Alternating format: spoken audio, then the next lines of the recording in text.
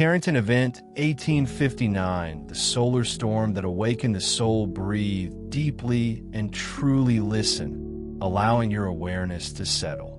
Imagine, if you will, for just a moment, that the ceaseless clamor of the world, the relentless stream of notifications, the insistent hum of news cycles, the fragmented echoes of background conversations suddenly ceases to exist.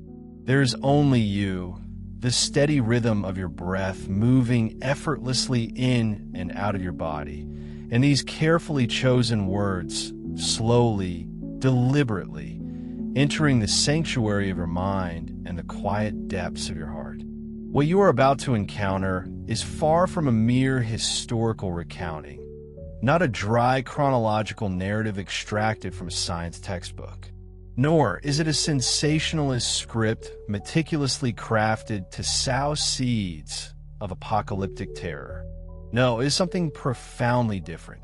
It is in essence a mirror, a powerful, reflective surface that will, with stunning clarity, reveal the grand tapestry of all humanity, and simultaneously cast a revealing light upon your own reflection and masking your deepest fears, your most tenacious attachments, and, perhaps most importantly, rekindling the memory of an innate inner power you might have, until now, forgotten you truly possess.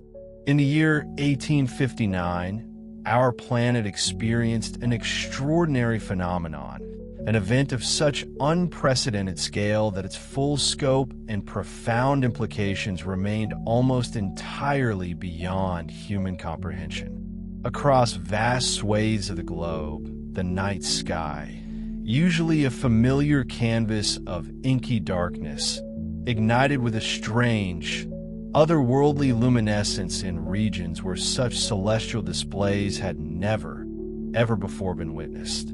What by all natural order should have been the profound depths of night transmuted into a bizarre, unsettling dawn. The era's most advanced technological marvels, the intricate networks of telegraphs, the very arteries of long-distance communication suddenly bucked and writhed, becoming utterly uncontrollable, as if seized and manipulated by some invisible, yet undeniably potent force. Night, for thousands, seemed to physically invert, transforming into an unnatural daylight, and countless individuals, utterly bereft of explanation, devoid of any discernible context, quietly, perhaps even secretly, pondered the terrifying possibility that the world itself was drawing to an end. Think for a moment of the stark contrast to our present age. There were no sleek mobile phones to instantaneously record the unfolding spectacle, no burgeoning social media platforms to flood with real-time comments and speculation, no vigilant satellites orbiting high above to monitor the sun's volatile expressions, no sophisticated radar systems to issue urgent warnings of an impending geomagnetic storm. Yet, that singular, magnificent solar storm was more than sufficient to profoundly shake the very foundations of reality for a humanity that was only just beginning its tentative dance with a harnessed power of electricity, much like an innocent child, utterly unaware of the devastating potential of the fire it playfully holds in its hands. Today, on the surface, everything appears dramatically different. We perceive ourselves as advanced, hypermodern, intricately connected. We exist within a complex web of invisible networks, unseen yet omnipresent, without which virtually every aspect of our daily lives would grind to an immediate halt. Our existence is inextricably linked to the myriad devices we perpetually carry cradled in our hands, tucked into our pockets, resting on our nightstands, silent sentinels of our digital existence. Indeed, we are utterly reliant on connections that snake unseen through meticulously buried cables and on signals that traverse the very air we breathe, sustaining the most minute and seemingly insignificant details of our daily routines, your precious money securely held in the digital vaults of a bank, your precise location pinpointed on a map, your fleeting messages, your vital work, your much-needed entertainment, even the intricate bonds of your relationships.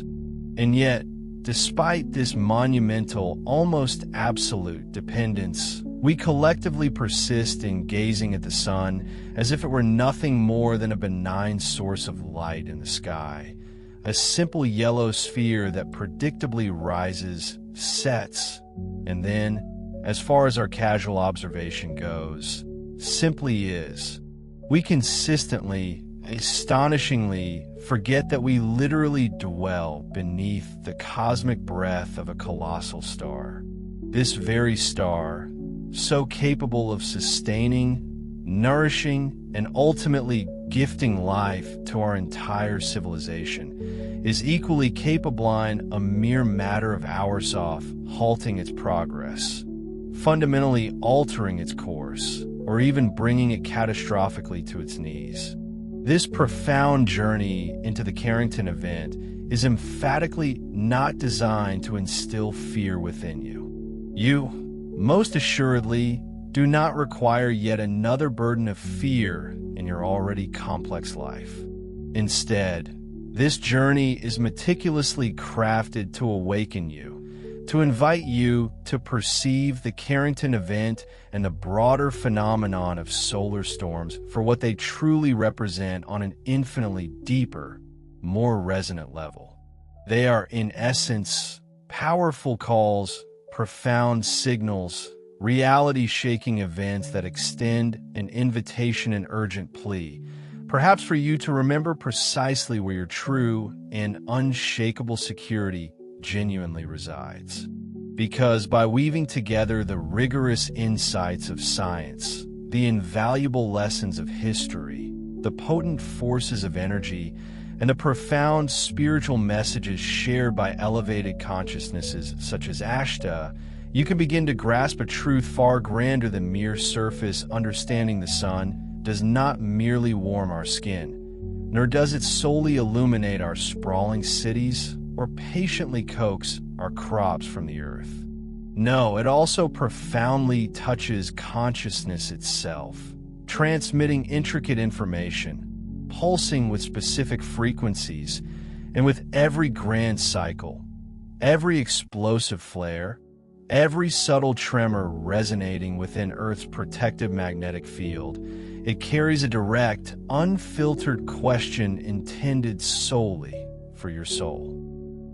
If, hypothetically, everything external were to suddenly plunge into darkness, if the electric lights were to extinguish, if all your beloved devices cease to respond, if the intricate networks we depend upon were to spectacularly collapse, if the perceived apparent security of the known world were to utterly shatter what inextinguishable light, then would remain steadfastly lit within your own being?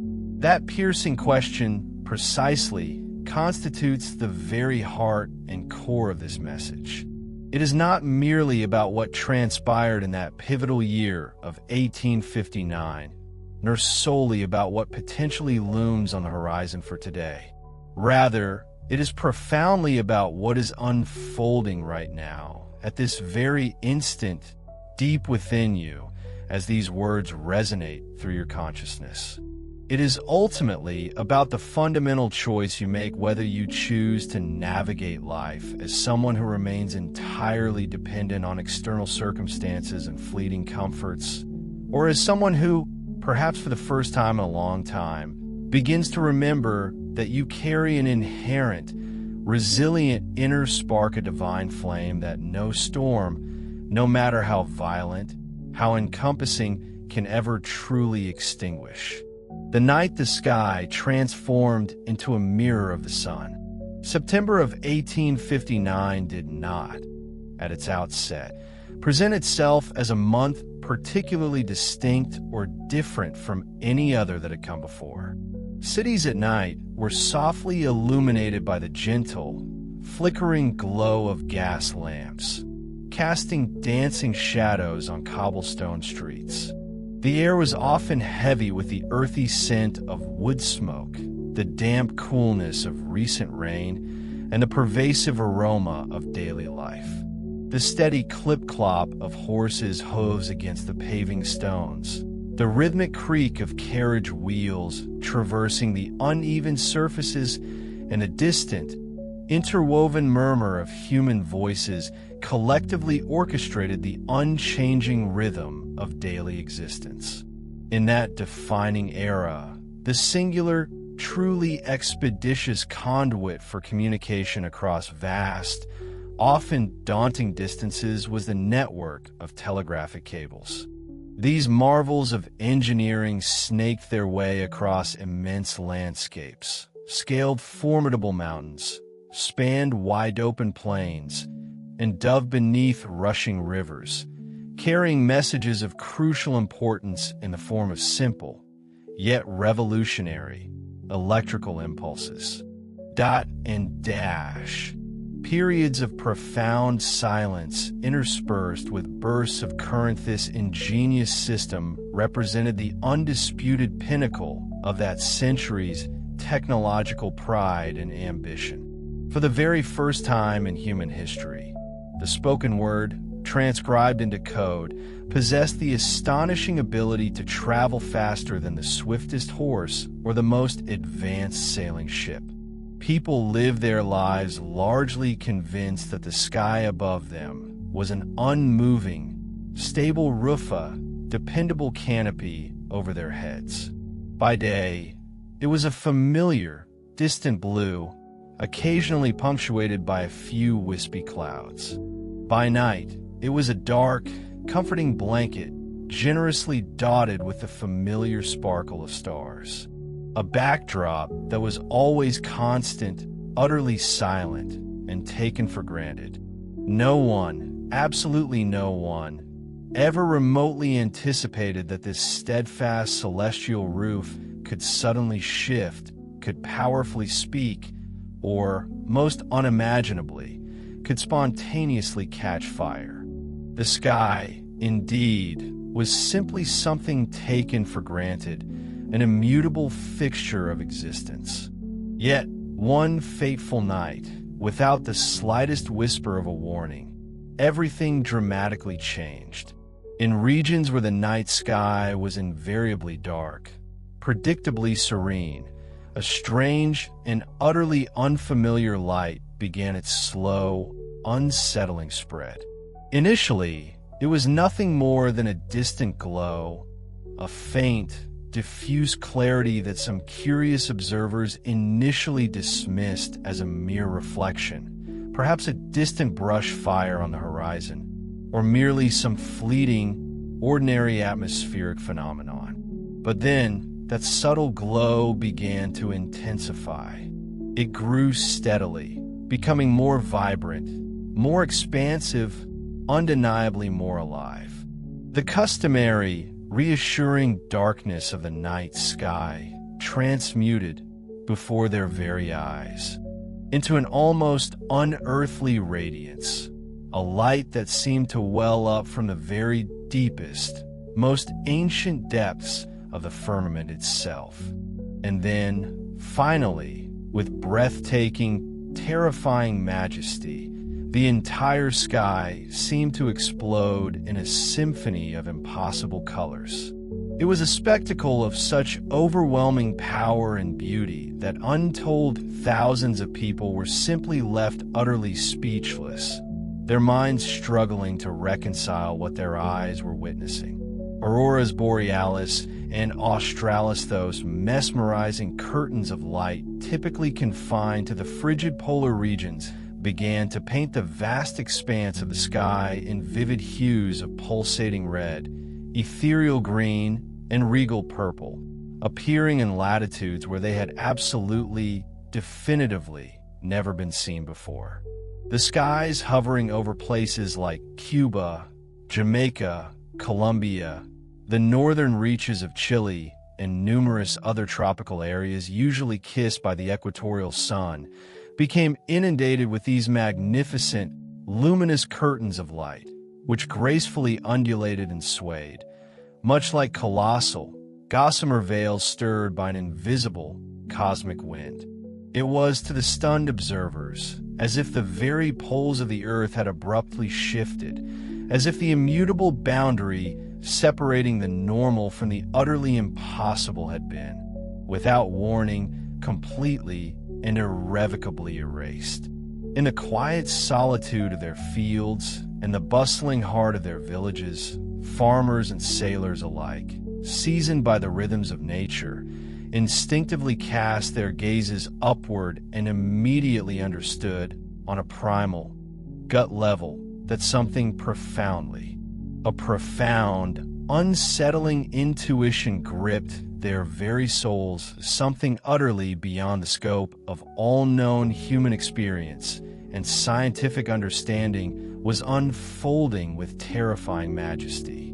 They found themselves utterly bereft of any technical explanations, lacking the fundamental scientific vocabulary or conceptual frameworks to even begin to describe the monumental, incandescent spectacle that dominated the heavens. All they possessed in that moment of sublime terror and awe were their raw, visceral hearts, wide open and reacting with an intensity that defied articulation. In an instinctive, almost involuntary gesture of profound reverence or perhaps sheer terror, many individuals sank to their knees, their gazes fixed skyward. They were absolutely convinced, deep within their beings, that this incandescent display was nothing less than a direct, unequivocal divine sign, a monumental message etched across the heavens by an unseen, almighty hand. For these fervent believers, the sky, now spectacularly ablaze with unearthly light, was far more than a mere physical phenomenon. It was a potent, sacred message, a kind of celestial, urgent call emanating from the cosmos itself that, while utterly beyond their ability to interpret its precise meaning, resonated with an undeniable, compelling force deep within their spirits.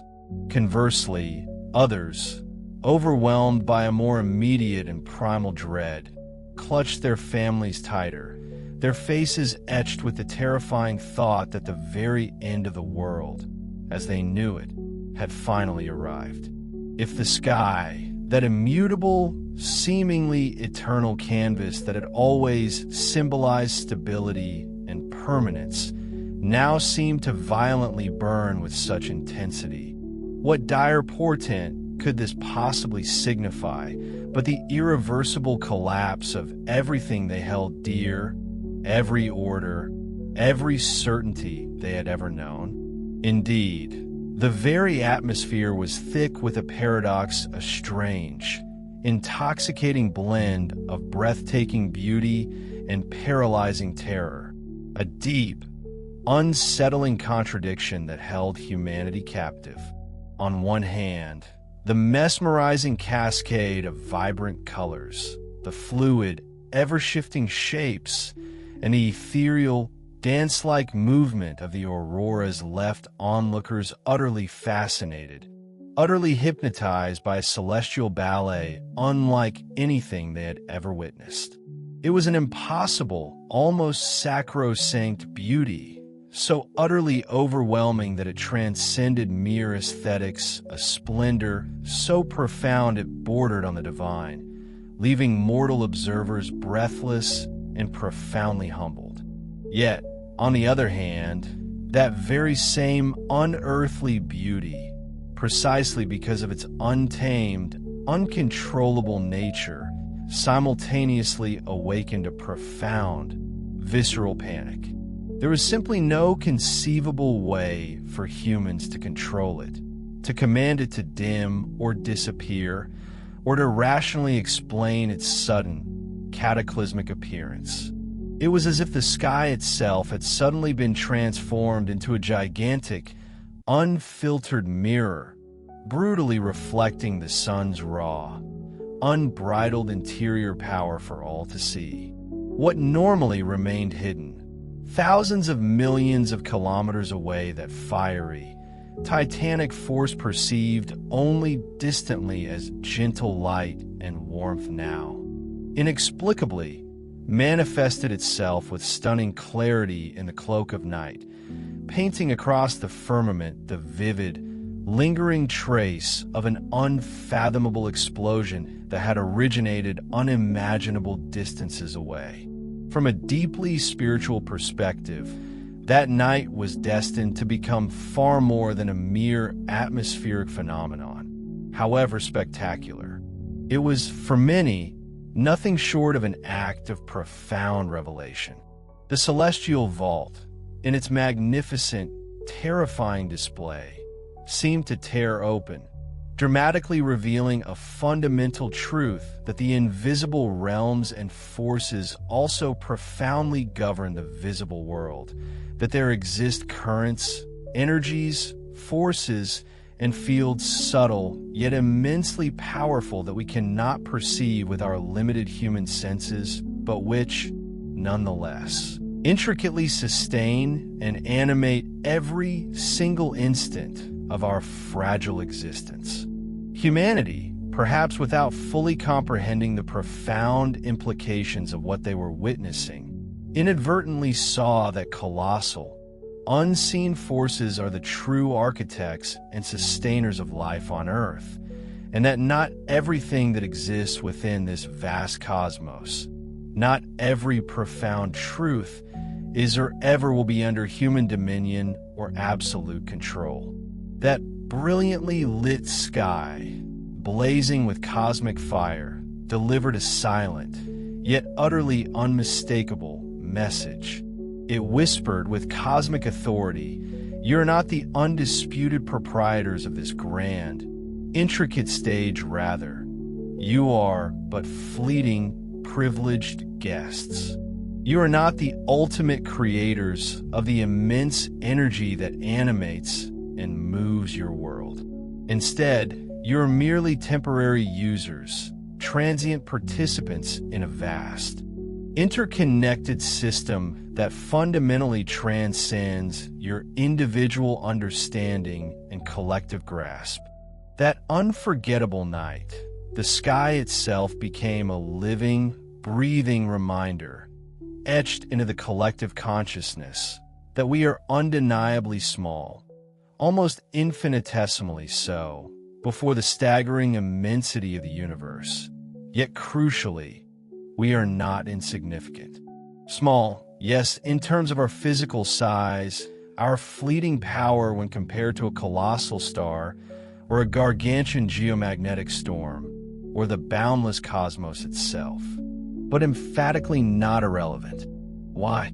Because within the delicate confines of every single human being resides an extraordinary spark of consciousness, a potent, divine ember capable of gazing upon the wondrous sky, capable of asking profound, existential questions, capable of learning, capable of evolving and changing, and ultimately, capable of awakening to grander truths. Being small, therefore, is not synonymous with being weak indeed. It can be a source of profound strength. It was truly an urgent invitation to embrace genuine humility, a compelling call to recognize our inherent limits, to finally relinquish the hubris of believing that everything in existence can ultimately be reduced to the narrow confines of human desire or intellectual understanding. It was an invitation to boundless openness, to courageously admit that there exist planes of reality, intelligences, and purposes that stretch far beyond the simplistic confines of immediate human logic or empirical observation. Above all, it was a clarion call to profound awakening, urging humanity to cast aside the comforting, yet ultimately illusory, grip of absolute control, and instead to begin living in a harmonious, reciprocal relationship with something far, far greater than ourselves. When the sky erupted in that mesmerizing display of light on that fateful night in 1859, it wasn't merely the shimmering auroras that were ignited. What truly ignited was the profound possibility, a flicker of hope, that humanity might finally begin to grasp that the world's true reality does not terminate with what our limited eyes can perceive, and that genuine security, authentic peace, is not found in the futile struggle to dominate and control every aspect of existence, but rather in the wisdom of learning to align ourselves with grace and understanding, with the immense, unseen forces that perpetually sustain all life.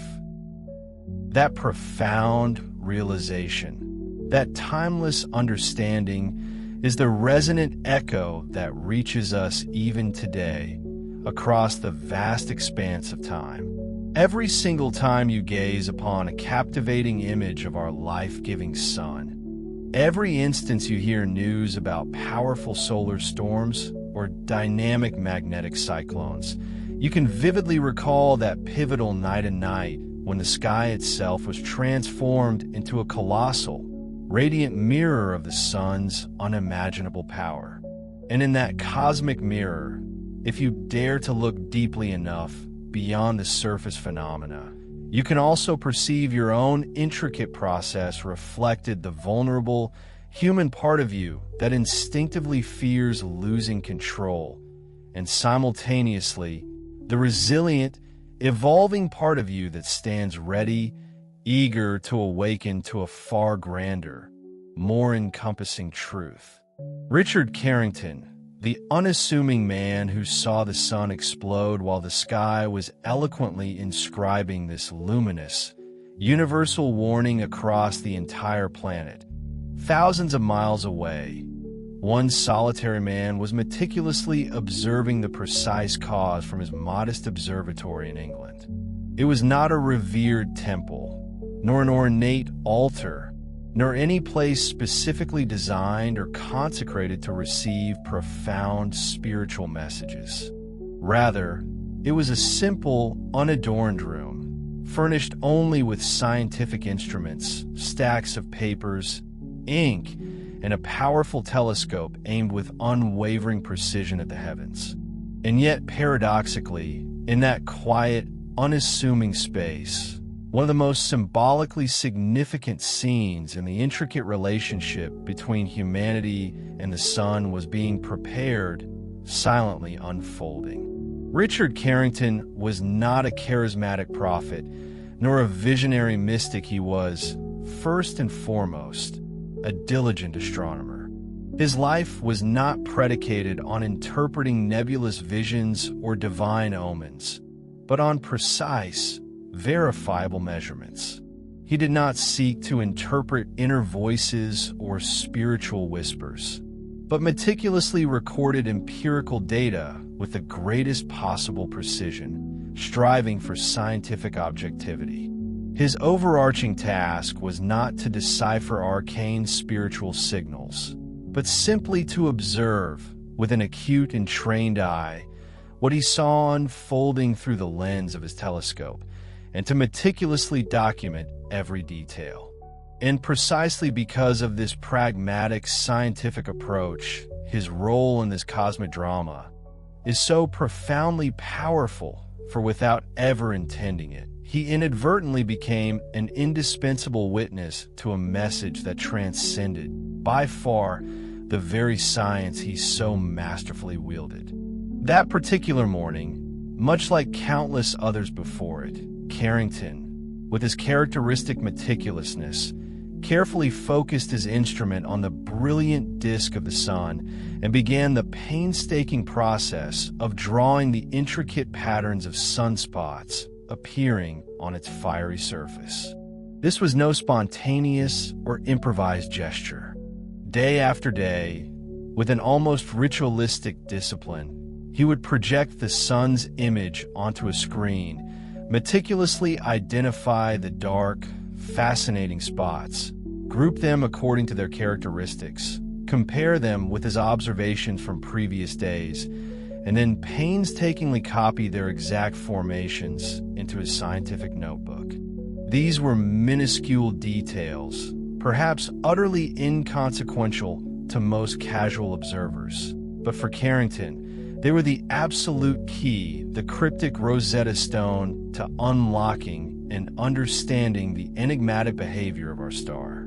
Those intriguing dark spots were not mere blemishes, they served as telltale indicators of active, energetic regions of the sun, zones of incredibly intense magnetic activity, precise points where immense solar energy accumulated, built to a crescendo, and then explosively released.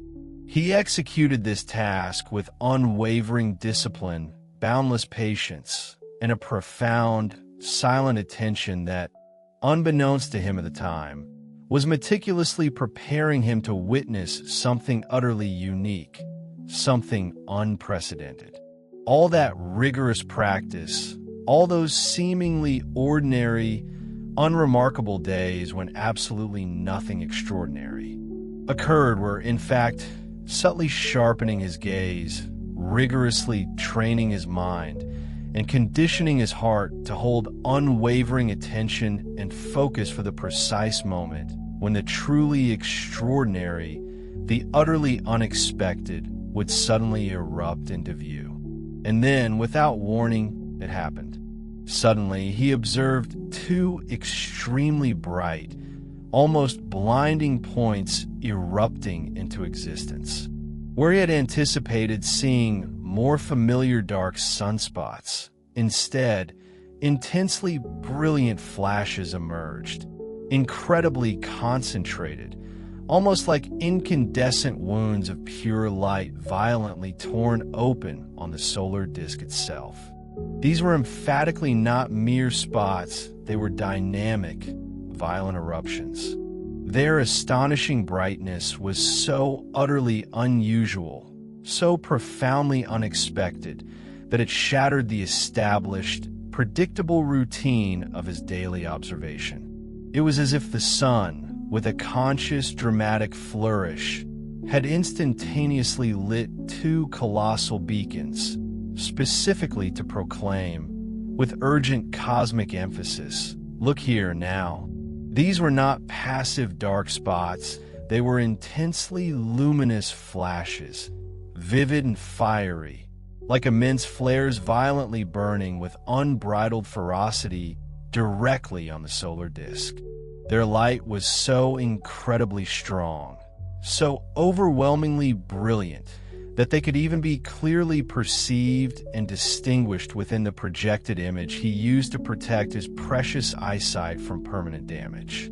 That scene, which might appear deceptively simple when recounted in mere words, actually involved something immeasurably gigantic and absolutely colossal, mind-boggling eruption of raw, untamed energy, dwarfing anything humanity had ever witnessed or conceived of, unleashing on the very surface of a star whose immense power, often taken for granted, subtly sustains every breath of life on Earth. Richard Carrington, an amateur astronomer with a professional's rigor, instinctively understood that the spectacle unfolding before his focused gaze was far from commonplace. His extensive experience, the quiet cadence of his routine observations, and his profound knowledge of celestial mechanics unequivocally signaled that this anomaly defied the usual, predictable behavior of sunspots. What truly confronted him through the lens of his telescope was not merely an active region, but a colossal solar eruption, a flare of unprecedented scale, violently spewing gargantuan quantities of raw energy into the cold, silent void of space.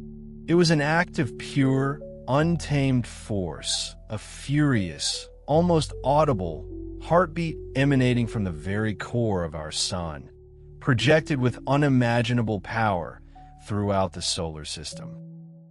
In that singular, epoch-making instant, without the benefit of a century of scientific understanding, the first coronal mass ejection CME, a vast cloud of superheated plasma directly observed by a human being, was unknowingly recorded. While the dedicated astronomer, oblivious to the profound implications, meticulously continued his work, striving with the humble tools of pencil and paper to capture every fleeting detail his eyes absorbed, the colossal surge of energy unleashed by that solar paroxysm began its relentless journey across the interplanetary medium towards our distant Earth. In the fleeting minutes Carrington spent carefully tracing lines and jotting down observations in his leather-bound notebook, millions upon millions of tons of super-energized, electrically charged plasma surged through the vast emptiness of space, hurtling directly towards the vulnerable yet resilient magnetic field of our home planet. Metaphysically, the entire scene resonates with a profound, almost spiritual depth. Here we have a lone man, situated at the precipice of discovery, gazing intently at the soonest symbol of life and power. His posture, one of humble concentration before the monumental mystery of the cosmos. He is supported not by dogma, but by the exacting rigor of his scientific craft, a testament to human curiosity and methodical inquiry. And then, without warning or preamble, the star, our giver of life, suddenly reveals one of its most tempestuous and violent countenances. It does not communicate through eloquent words or dictate an explicit message. Instead, it presents an undeniable act, a powerful image, tangible evidence that is utterly impossible for a prepared mind to ignore. Could it be that some nascent form of solar intelligence, or perhaps merely the cosmic dance of probability, chose a human being uniquely willing to observe with such unwavering attention and sincere curiosity, to reveal through him a message that would ultimately take decades, if not longer, for humanity to fully comprehend? It is tempting, almost too easy, to dismiss this scene as merely another fascinating historical fact, a quaint anecdote from the annals of science. Yet, it harbors a potent, enduring symbol. When any human being consciously positions themselves as a sincere, disciplined observer, genuinely willing to confront the truth even if that truth is uncomfortable, even if it shakes the foundations of their perceived reality life, its infinite wisdom frequently unveils insights and phenomena that remain utterly invisible to those who are unwilling or unprepared to truly see. The sun in this extraordinary narrative did not reveal its awe-inspiring power to those merely seeking a fleeting spectacle, a momentary thrill. Instead, it disclosed its secrets to someone utterly committed to looking, to observing without the slightest trace of distraction, prejudice, or self-interest. Carrington, it is crucial to understand, was not a chosen one in the classic mystical sense. He was not a divinely appointed guru, nor a self-proclaimed messenger descending from the heavens. His profound significance stemmed from something far more accessible: his unwavering willingness to observe with uncompromising discipline. This very willingness transformed him into an unwitting Phrygia conduit between the immense, impersonal forces of the cosmos and the nascent, searching consciousness of humanity. His telescope became not just an instrument, but a sacred channel. His notebook, more than mere paper, a meticulous record of a cosmic revelation, and his silent, dedicated presence the precise meeting point where an unfathomable cosmic power intersected with the ever-evolving frontier of human understanding.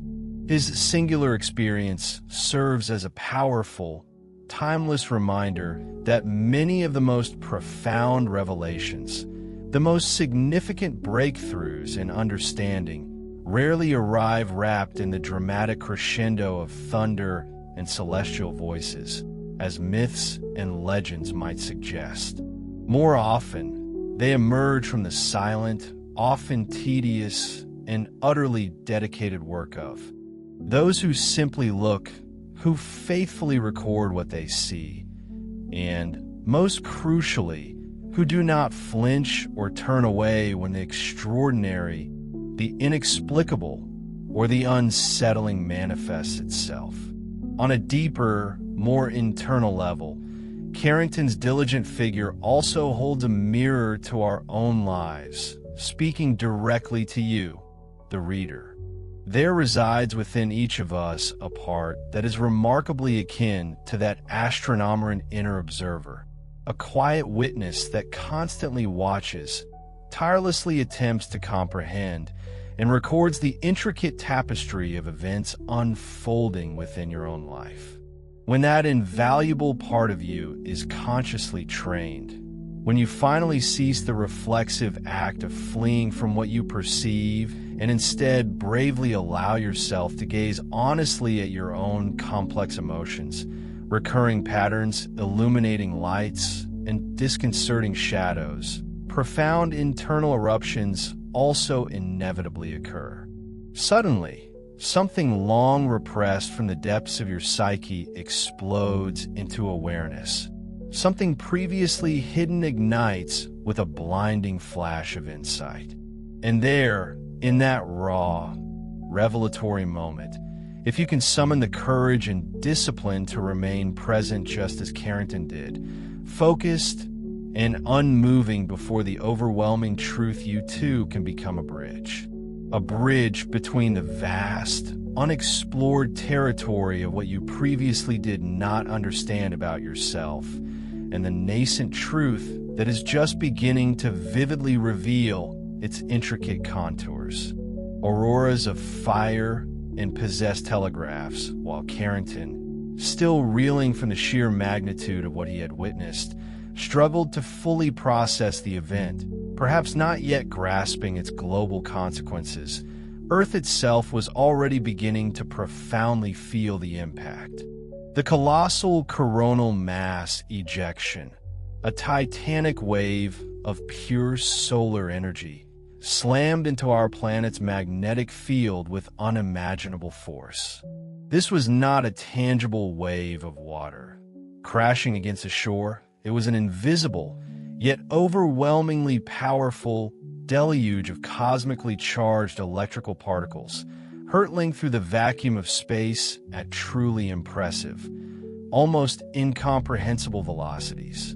The Earth's natural, invisible shield, its majestic magnetic field, which typically acts as an impenetrable guardian, deflecting most of the sun's perpetually streaming charged particles, was struck with such unprecedented intensity that it visibly deformed, rippled, and vibrated under the immense strain. It was as if Earth's very aura, its energetic protective envelope, had been violently pushed, brutally shaken, and stretched to its absolute breaking limits by an unseen, gargantuan fist. This crushing pressure, this cosmic assault, allowed a significant portion of that raw, unbridled energy to penetrate deep into our planet's atmosphere with brutal, unyielding power. The immediate result was a spectacle as breathtakingly magnificent as it was utterly terrifying, shimmering auroras, not just confined to the poles, but appearing in historically low latitudes, painting the skies. Entire horizons glowed with unreal, vibrant color crimsons, emeralds, and violets igniting the heavens at midnight, as if an ethereal dawn had prematurely arrived. where people had always anticipated the comforting blanket of darkness, an alien, strangely vibrant, and perpetually dancing light suddenly materialized. For countless observers, it was a vision of unparalleled beauty, almost sacred in its awe-inspiring grandeur, a true marvel of the cosmos.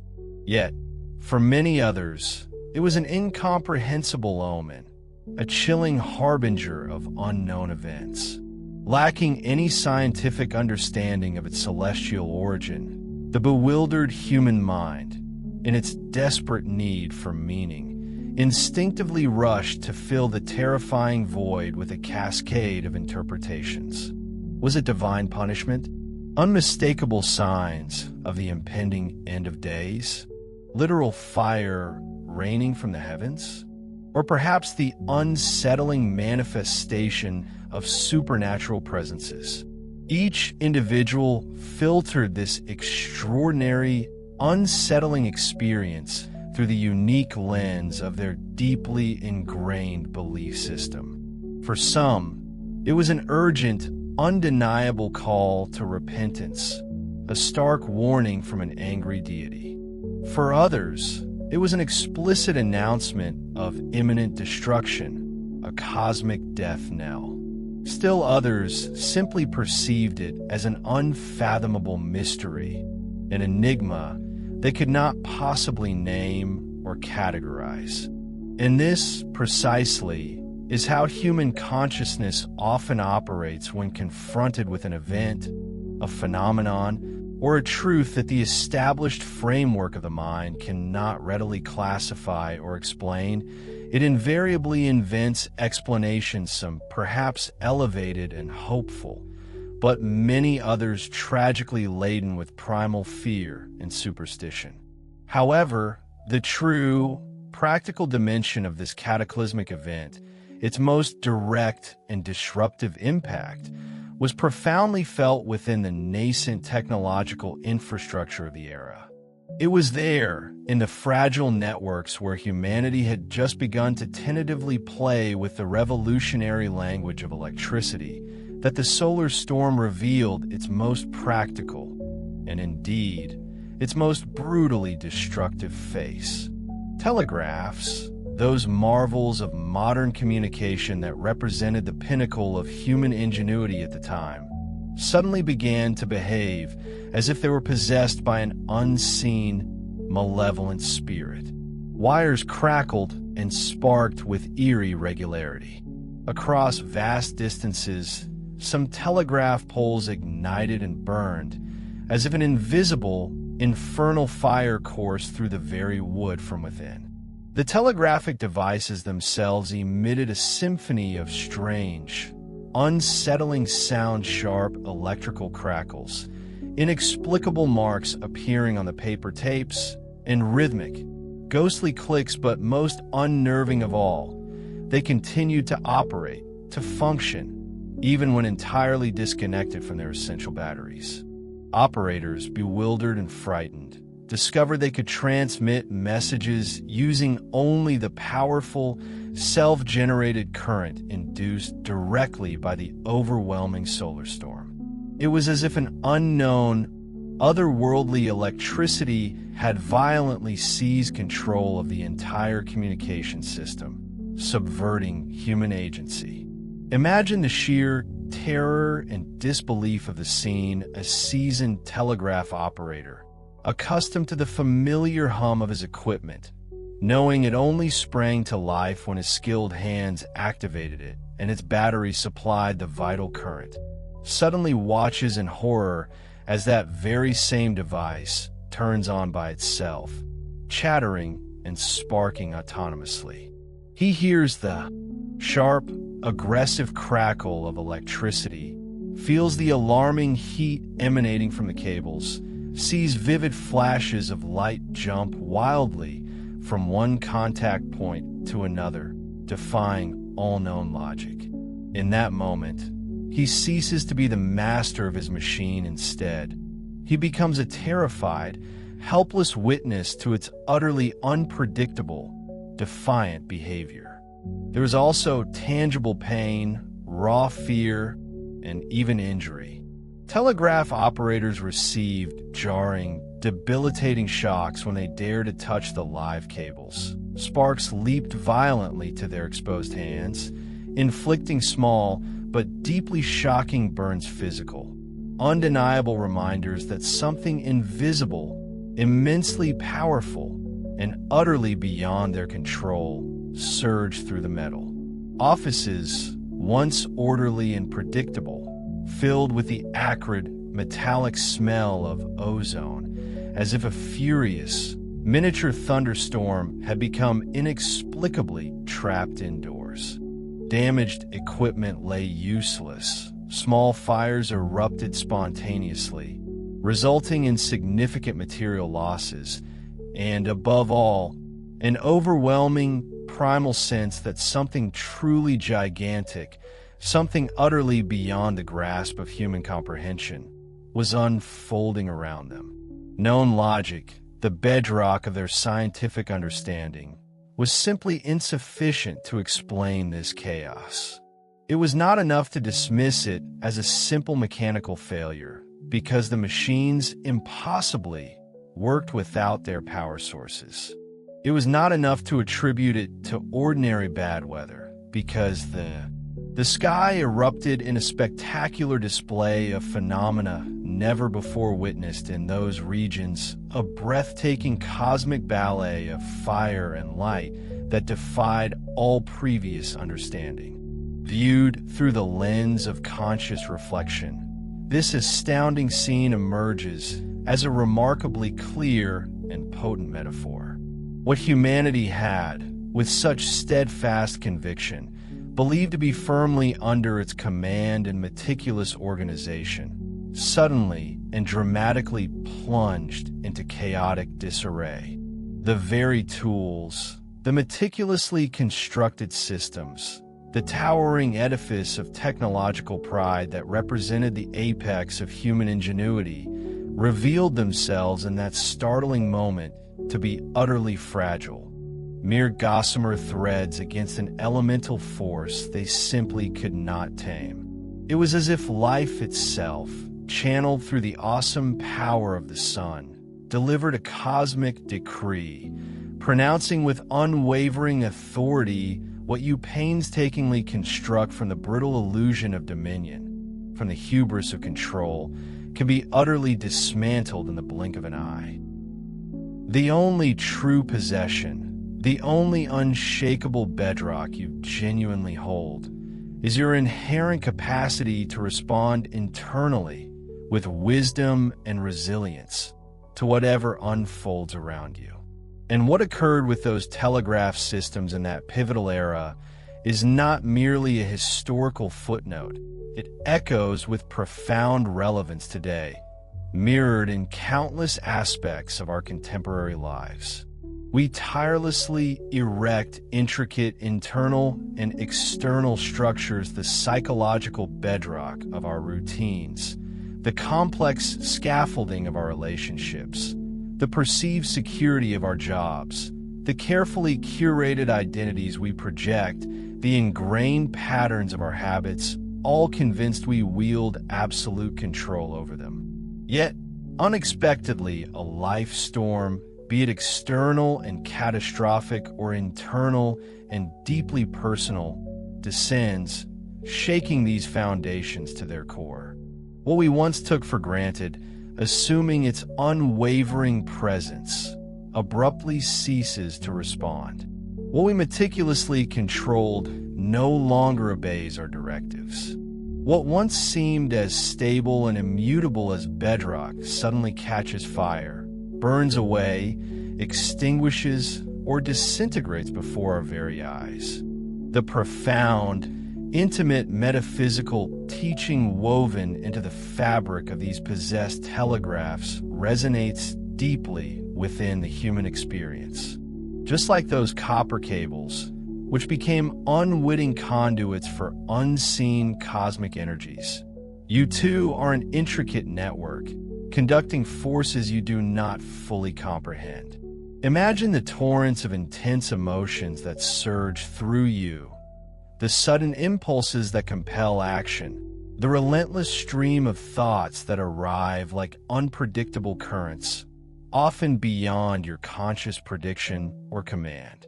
And in precisely the same manner that the solar storm starkly revealed the inherent fragility of human-engineered technology, so too do personal or collective crises mercilessly expose the inherent brittleness of our internal structures, those psychological frameworks and beliefs we've constructed without the grounding wisdom of true consciousness.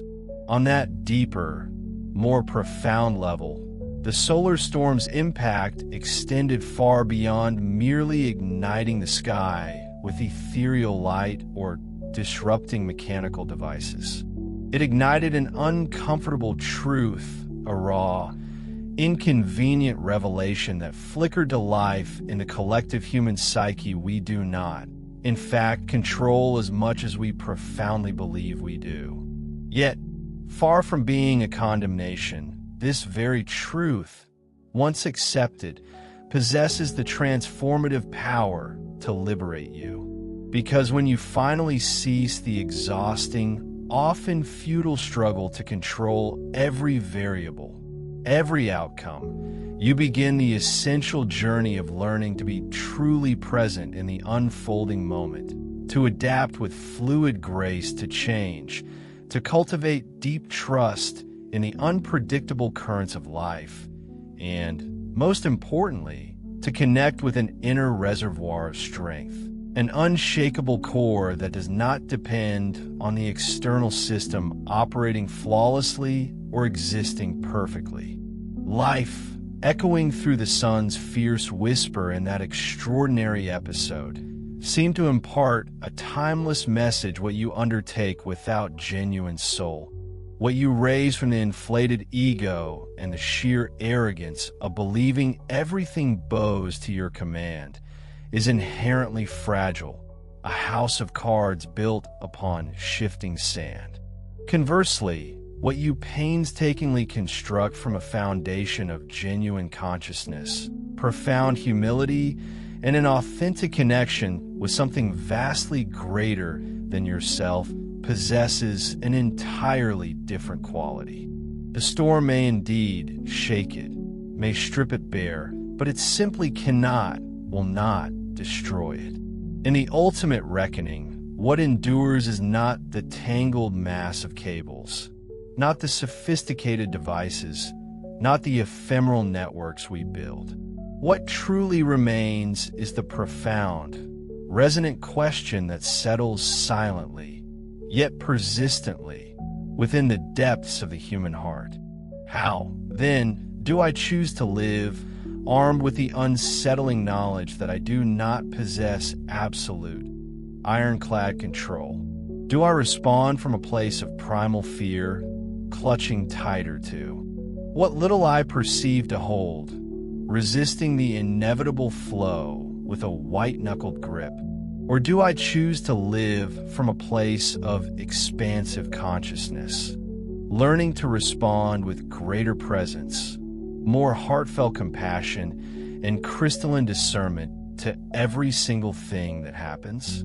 That truly is the timeless lesson that still powerfully emanates today from those auroras of fire, those celestial flames that danced across the northern skies, and from the enigmatic silence of those possessed telegraphs, a ghost in the machine that speaks volumes.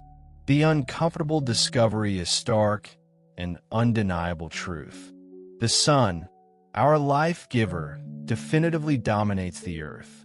When the cosmic tempest had finally ceased shaking the heavens and igniting the telegraph wires, the world, with its characteristic resilience, moved on as it usually does. Farmers, after a period of bewilderment, eventually returned to their fields, their hands resuming familiar tasks. Bustling cities gradually resumed their mundane rhythms, and the vast, indifferent seas appeared. Once again, the same, reflecting a tranquil facade. But within the brilliant, analytical mind of Richard Carrington, something had not settled. A profound intellectual ember continued to glow. He had not only witnessed the distant origin, observing with rapt attention the immense flare erupting on the sun's surface, but he had then, almost in parallel, contemplated the startling effects meticulously recorded here on Earth. Between these two astonishing facts, his consciousness perceived an undeniable, fundamental link, a cosmic thread he was absolutely unwilling to ignore. Carrington, far from being a wildeed prophet, brought his meticulous observations and precise measurements to the esteemed Royal Astronomical Society. He did not arrive shouting apocalyptic prophecies instead. He presented himself with carefully prepared papers, intricate diagrams, precise numerical data, and exact times, all painstakingly noted. He delivered his report with exemplary scientific rigor, detailing the solar flare with unprecedented clarity, pinpointing the exact time of the eruption, and, crucially, establishing a millimeter-perfect correlation with the phenomena simultaneously recorded on Earth: the unprecedented, vividly unusual auroras, the bewildering alterations to telegraphic communications, and the profound magnetic disturbances that rippled across the globe.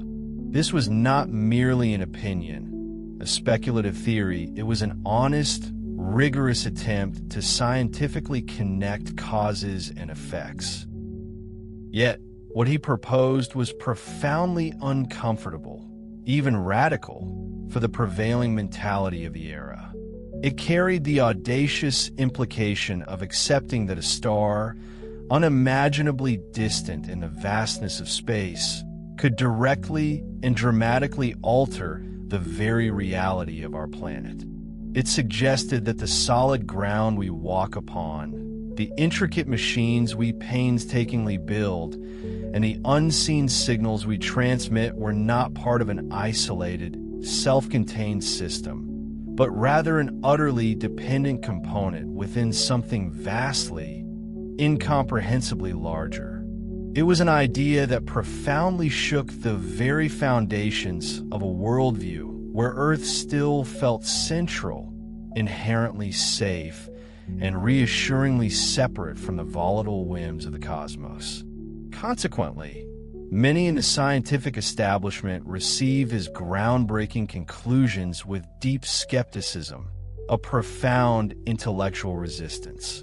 It was far easier, and perhaps more importantly, far more psychologically reassuring, to attribute what had happened to localized causes, peculiar weather patterns, unknown atmospheric phenomena, magnetic anomalies without any greater significance, or even vague, poorly defined religious assumptions that conveniently sidestep the scientific implications.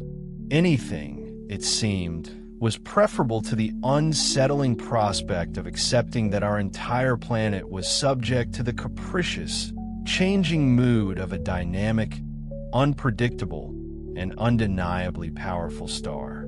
Accepting Carrington's proposal meant, at its core, admitting a profound vulnerability.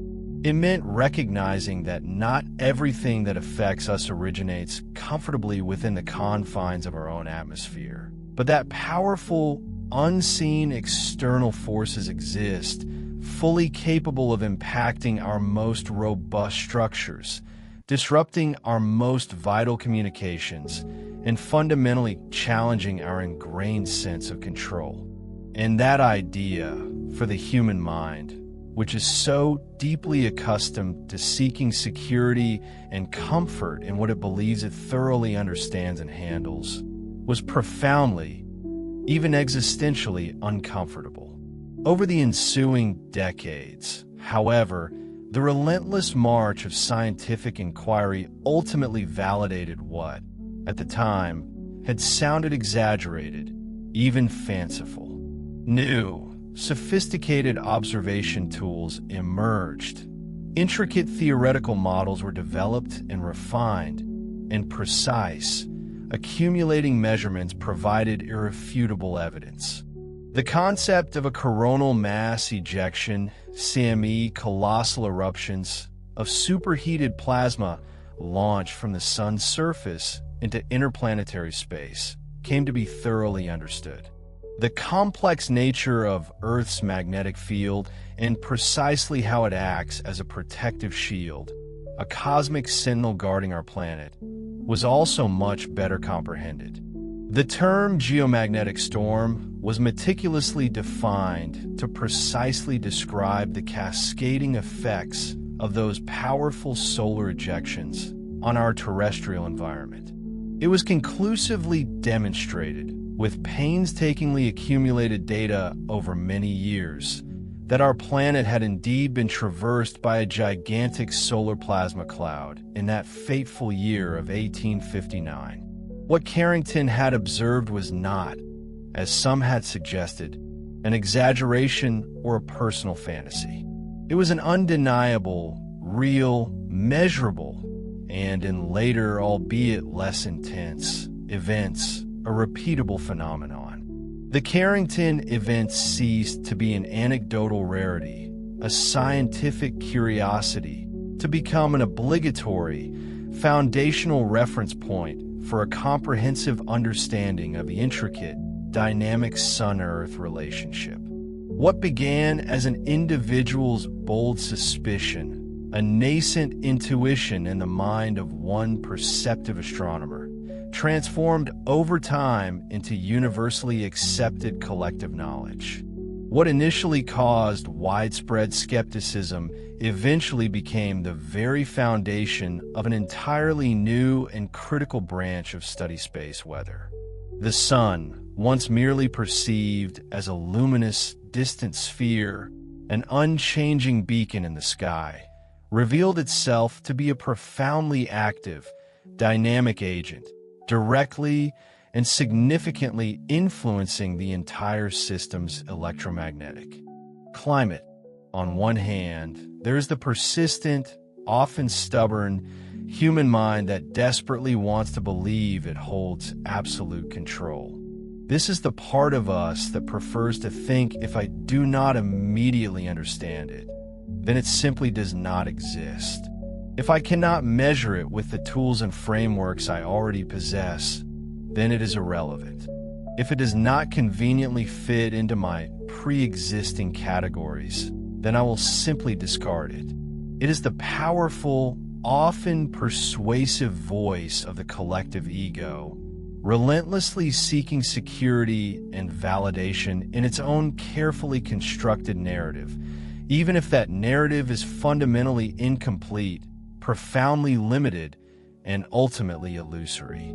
On the other hand, there is the immutable cosmic reality, a vast and indifferent tapestry of existence that simply does not negotiate with human preferences, desires, or comforting fictions.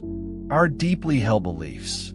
It's a profound reality that relentlessly insists on reminding us, with every passing moment, that we are unequivocally part of a far grander system, a majestic tapestry woven together both physically and energetically. Consider the sun, that colossal star at the heart of our solar system. No matter how steadfastly we might choose to ignore its blazing presence, or how casually we might dismiss its profound significance, it continues to exert an omnipresent influence over every single second of our finite lives, from the photosynthesis that breathes life into our food to the rhythms of our very sleep. Similarly, regardless of how fervently we might cling to the illusion that Earth is some sort of isolated, self-contained stage upon which humanity performs its drama, it stubbornly remains merely a small, vulnerable body nestled within the vast, invisible embrace of its star's immense gravitational and magnetic field.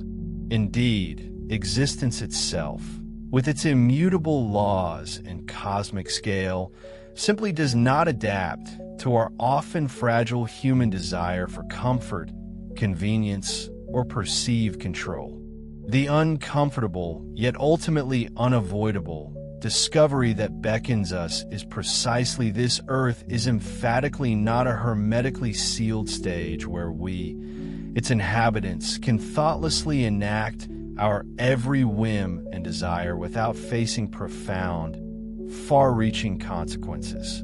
It is certainly not a sealed box, a private, sterile laboratory for humanity's exclusive experiments, where every action is contained and without repercussion. Instead, we must recognize that this vibrant planet is an intricate organism existing within a vastly larger, more complex organisma, finely tuned system operating within an even wider, more encompassing system.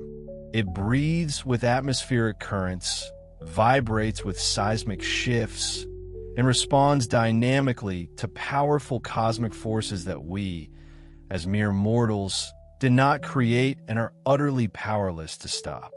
Think about it: the sun, that giver of life, does not and will never orbit our fleeting, while it does not adjust its majestic journey or its powerful emissions to accommodate our carefully constructed human calendars, our busy agendas, our global businesses, or our individual conveniences. Quite the contrary, it is we, the inhabitants of Earth, who perpetually live under its undeniable influence, bathed in its life-giving light, encompassed by its formidable magnetic field, and governed by its inherent cycles of both tranquil calm and intense, sometimes violent, activity. This fundamental cosmic equation, a testament to our place in the universe, simply cannot be reversed, no matter how much we might wish it were otherwise. In a strikingly similar, deeply resonant way, something profoundly analogous unfolds within the very fabric of our personal lives. We diligently construct our own small, seemingly manageable systems, our ingrained routines, our complex relationships, our meticulously crafted plans, our ambitious goals, and our deeply internalized ideas about who we are and how the world should operate.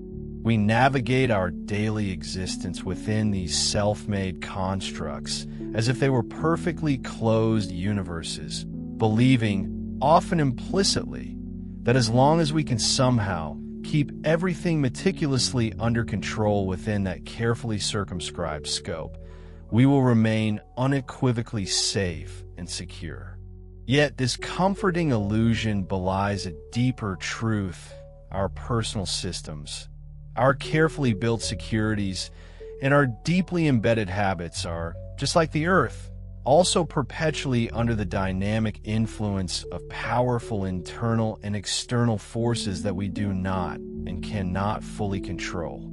Consider the sudden intrusion of an unresolved emotion, perhaps a long-buried fear or a simmering resentment, rising unexpectedly to the surface, or an unprocessed grief, a sorrow that, despite our best efforts, we simply haven't fully acknowledged or metabolized. What about an unforeseen economic change, a seismic shift in the financial landscape that throws our meticulously planned futures into disarray? An illness appearing without warning, fundamentally altering our physical capabilities and daily routines. A relationship breakup, severing a bond we believed to be unbreakable. Or even, perhaps, a profound spiritual revelation, shattering our previous perceptions of reality and self. In any of these scenarios, suddenly, something moves beneath our feet, and what had felt so firm, so dependable, begins to undeniably wobble. The experience that Carrington witnessed on a global, planetary level this sudden, overwhelming intrusion of an external force is precisely what every human being, at different, often unexpected moments, experiences internally. We discover, sometimes with excruciating pain, that we are far from the absolute center of our own universe, that there is indeed something infinitely greater than our small, individual will subtly, yet powerfully pulling the strings. It's a humbling realization not everything that transpires in our lives is born solely from what we consciously decide or meticulously plan. When these formidable forces stir, whether they manifest as a solar storm erupting on the sun or as a profound upheaval within the depths of your own soul, they unequivocally force you to choose. They place you at a pivotal, internal crossroads, demanding an answer. Will you react from a place of primal fear, shrinking back and resisting, or will you choose to expand, to adapt, to grow? Fear, with its tight grip, whispers insistently, this should simply not be happening. I demand to control everything around me. I want absolutely nothing to change from how it is. I insist that the universe must adapt to my precise expectations, to my comfort, to my will. Expansion, on the other hand, speaks with a voice of quiet strength and profound wisdom. What is currently happening utterly exceeds my immediate grasp and control. Yes, but it holds within it the profound potential to teach me invaluable lessons. It compels me, quite forcefully, to grow beyond my current limitations, to practice the difficult art of letting go of what I cannot hold, and to fundamentally reorder my relationship with life itself, aligning it with a deeper, more resilient understanding. On the grand planetary level, recognizing the undeniable truth that the sun majestically dominates and orchestrates countless aspects of Earth's existence does not, in any way, diminish us or make us weak. Rather, it makes us profoundly lucid, clear-eyed, and acutely aware of our true place in the cosmic order. In precisely the same vein, personally accepting the often uncomfortable reality that you do not and cannot control every single variable in your life does not, in any measure, make you lesser, incomplete, or flawed. Quite the opposite, it gracefully opens a boundless door to the profound influence of a force far greater than your individual ego. It invites trust, a deep, conscious surrender to the flow of life, and a harmonious alignment with a higher, guiding intelligence that operates beyond our immediate comprehension. The uncomfortable discovery, when viewed through this expansive lens, transforms into an undeniably liberating revelation. We are not, indeed, the self-proclaimed center of the universe, but we are, without question, an utterly essential, irreplaceable part of its intricate, magnificent design. We may not possess the power to control the star that tirelessly sustains us, fueling every breath and growth, but we can, with intention and wisdom, learn to live in profound harmony with its powerful, life-giving cycles, understanding its rhythms rather than fighting them. We do not dominate all the unseen forces that constantly shape and affect our lives, pulling us in various directions, but we can certainly learn to respond to them not from a place of reactive panic and fear, but from a calm, centered, and deeply conscious awareness. Just as Earth, in its cosmic dance, must recognize its specific, non-negotiable place within the vast, awe-inspiring solar system, so too are you, as an individual, called to recognize your unique and vital place within a greater, overarching order, an order both visibly manifest and invisibly profound. When you embrace this understanding, you cease to live with the illusion of being an absolute owner, mistakenly believing you command all. Instead, you begin to live as a conscious, engaged, and responsible participant within the grand unfolding of existence. And from that elevated, aligned place, any storm, whether it manifests as a powerful solar flare blazing across the cosmos, or a tumultuous internal upheaval churning within your soul, ceases to be perceived merely as a terrifying threat. It transforms, instead, into a potent, invaluable opportunity for profound awakening and growth. Now, let's cast our minds forward, or perhaps backward, to a chilling scenario. What if today the catastrophic fall of our digital civilization were to repeat itself?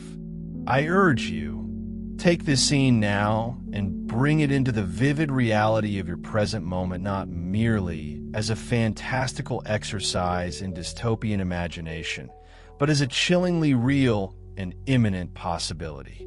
Imagine, with a serene yet utterly honest mind, that a solar storm of precisely the same cataclysmic magnitude as the Carrington event of 1859, the most powerful geomagnetic storm in recorded history, were to strike our technologically dependent world in the 21st century.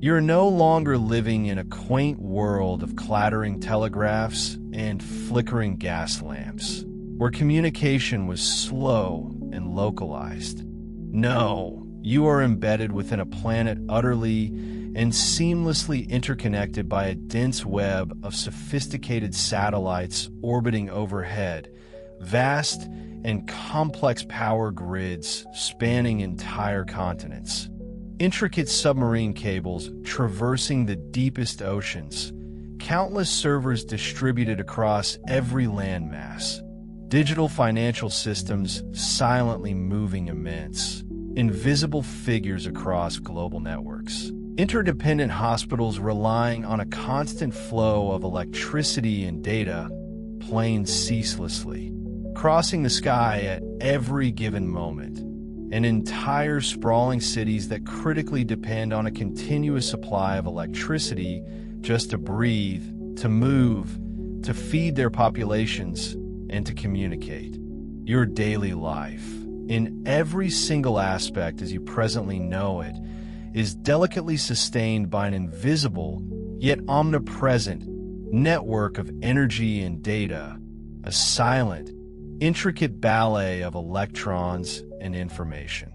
When you flick on a light switch, expecting illumination when you open a water faucet, anticipating a flow of water that is often pumped electrically when you effortlessly pay for groceries with a digital card, a transaction existing only as ephemeral data on distant servers when you check a map on your phone, instantly pinpointing your location when you dispatch an urgent message to a loved one, or simply unwind by watching a video you trust without a second thought, with an almost childlike faith that this intricate network will unfailingly work. You rarely, if ever, pause to truly wonder what catastrophic consequences would ensue if it were to suddenly cease functioning, because your mind, conditioned by decades of uninterrupted connectivity, has grown comfortably accustomed to the deeply ingrained, yet fragile, idea that it will always, eternally be there. Now, allow your imagination to paint a truly stark picture. Imagine that the immense, raw energy of a Carrington-level coronal mass ejectiona, colossal burst of solar plasma, laden with electrically charged particles and potent electromagnetic radiation slams directly into this exquisitely digitized, utterly vulnerable world. That monumental wave of solar plasma reaches Earth's protective magnetic field, which, despite its strength, cannot fully withstand the onslaught, and begins to violently induce powerful, uncontrollable currents within our delicate power grids, our massive transformers, and the countless cables that crisscross countries and plunge beneath oceans. In a terrifying cascade that unfolds over mere minutes and hours, systems, one after another, begin their catastrophic failure. Transformers, those vital hubs of our electrical infrastructure, overheat beyond their capacity until their metallic innards melt into slag power grids collapse, not in isolated pockets, but region by devastating region, plunging vast swaths of land into darkness. Satellites, our eyes and ears in the sky, either cease responding altogether or are irreparably damaged, their delicate electronics fried by the surge. GPS signals, upon which so much of our modern navigation and timing relies, become terrifyingly unstable, providing erroneous data, or simply disappear into a void of static. Communications, the very lifeline of our global society, cut off abruptly, silencing the incessant hum of human connection. What we casually take for granted today, the simple act of turning on a light, the effortless opening of an electricity-dependent water faucet, the swift execution of a bank transaction that exists purely as data on servers somewhere, the immediate gratification of contacting someone with an instant message, all of it could cease to function within a matter of hours. This would not be a localized power outage affecting a few city blocks, quickly remedied. No, this would be a catastrophic global blackout, encompassing entire continents, with no announced return time, no reassuring prognosis. A profound, terrifying silence would descend, a deep silence of networks, a complete cessation of connection, an absolute absence of any signal, leaving millions utterly isolated and disconnected. Scientific reports, meticulously compiled by experts, speak of immense, almost unfathomable economic damage, staggering infrastructure losses that would take generations to rebuild, supply chains ruptured beyond repair, and healthcare systems buckling under unimaginable strain. They project years, perhaps even decades, for anything approaching full technological recovery, a slow, arduous crawl back towards a baseline. It is a harsh, measurable, quantifiable scenario, a cold, hard reality that can be modeled and simulated. Yet there's something of equal, if not greater, significance that is almost never mentioned, something far more insidious: the profound internal impact on humanity itself. What, one must genuinely ask, would happen to the collective minds of literally millions of people who have, for so long, meticulously built their entire identity, their sense of self-worth and belonging, upon the shaky foundation of constant digital connection, the ceaseless stream of continuous entertainment, an intoxicating illusion of immediate gratification delivered instantly from a screen? What truly happens to an individual who has perhaps unconsciously leveraged the relentless digital noise of the internet as a powerful anesthetic, a constant distraction, precisely to avoid the uncomfortable, unsettling echoes of their own internal emptiness, their own unmet needs and unresolved emotions? When, without warning, all that comforting, distracting noise abruptly disappears, no social media feeds to scroll through, no GPS maps to guide them, no second-by-second news updates to absorb, no banks accessible with a mere tap of an app. Imagine, for a moment, a world stripped of the comforting, yet deceptive, illusion of control we derive from a mere handheld device. In such an altered landscape, the human being would be starkly, brutally forced to confront himself and others with a visceral rawness, an unvarnished authenticity we have meticulously, perhaps even desperately, avoided for decades. This hypothetical storm, a cataclysm beyond our current comprehension, wouldn't merely bring down communication towers or plunge cities into darkness. It would surgically strip away our most deeply ingrained emotional and internal dependencies. The subtle, yet pervasive, anxiety that constantly hums beneath the surface of our hyper-connected lives would inevitably erupt, exposed in its full, unsettling grandeur.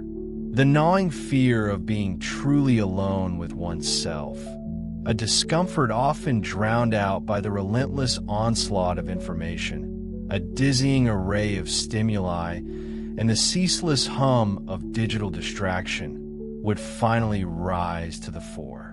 Indeed, countless hidden cracks, long papered over by the veneer of modern existence, will be painfully laid bare for all to see. The profound loneliness, often masked by an endless stream of superficial conversations and fleeting digital interactions, would emerge.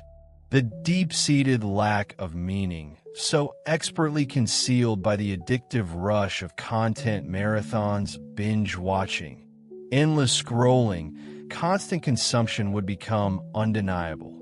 Even our disconnection from the very vessel of our being, our own bodies, often cleverly disguised by countless hours spent hunched before screens, would be revealed in its stark, uncomfortable truth.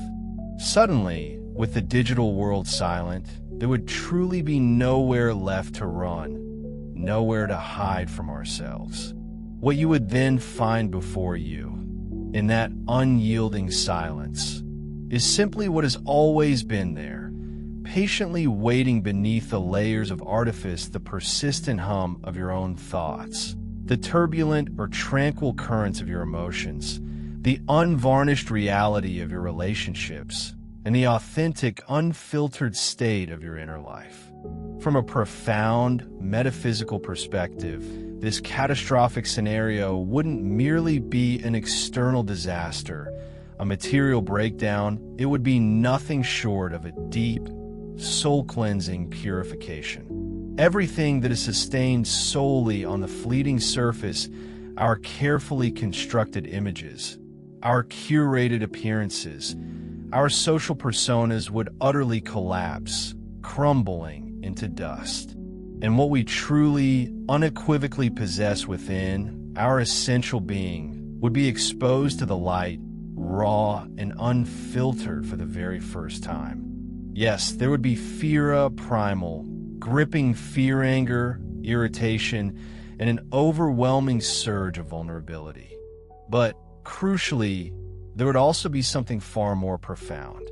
This crucible would forge and reveal the innate human capacity for solidarity, an astonishing wellspring of creativity, an unwavering spirit of adaptation, and a boundless, unconditional love that only truly emerges when every single distraction from the essential has been brutally stripped away.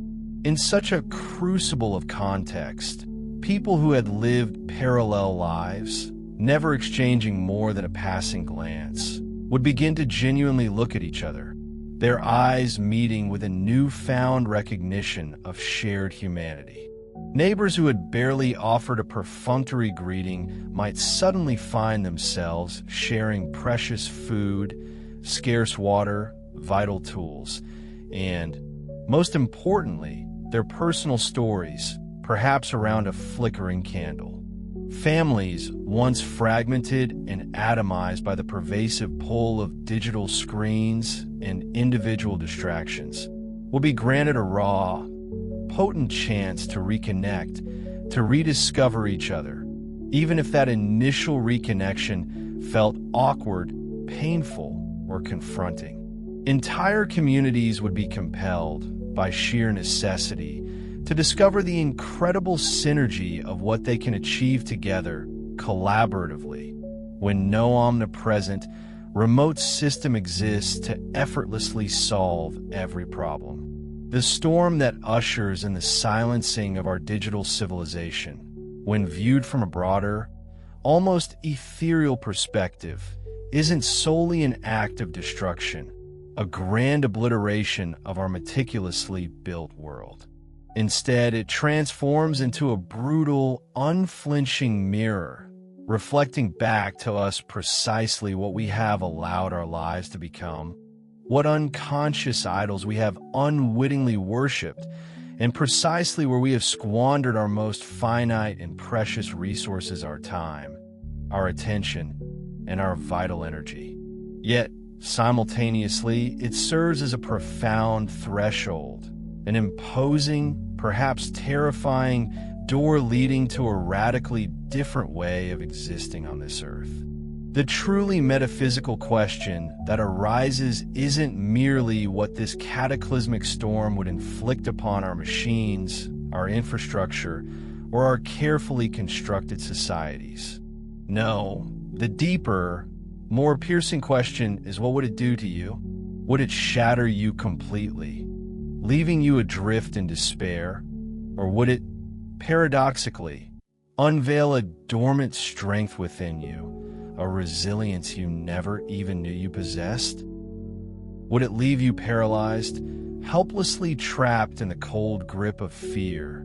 Or would it propel you forward, forcing you to awaken to a broader, more encompassing consciousness, a state where your intrinsic worth no longer depends on what powers on or off in the external world, but rather on the unwavering light you can steadfastly sustain within your own soul? This entire philosophical exploration, profound as it may be, isn't mere hypothetical conjecture. Consider the shot that grazed Earth.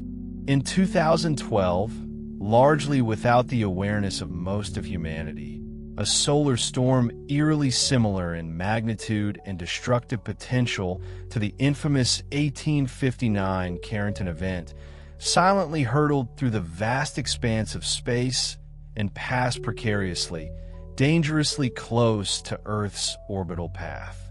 This was not an elaborate metaphor. It was a verifiable, documented scientific fact.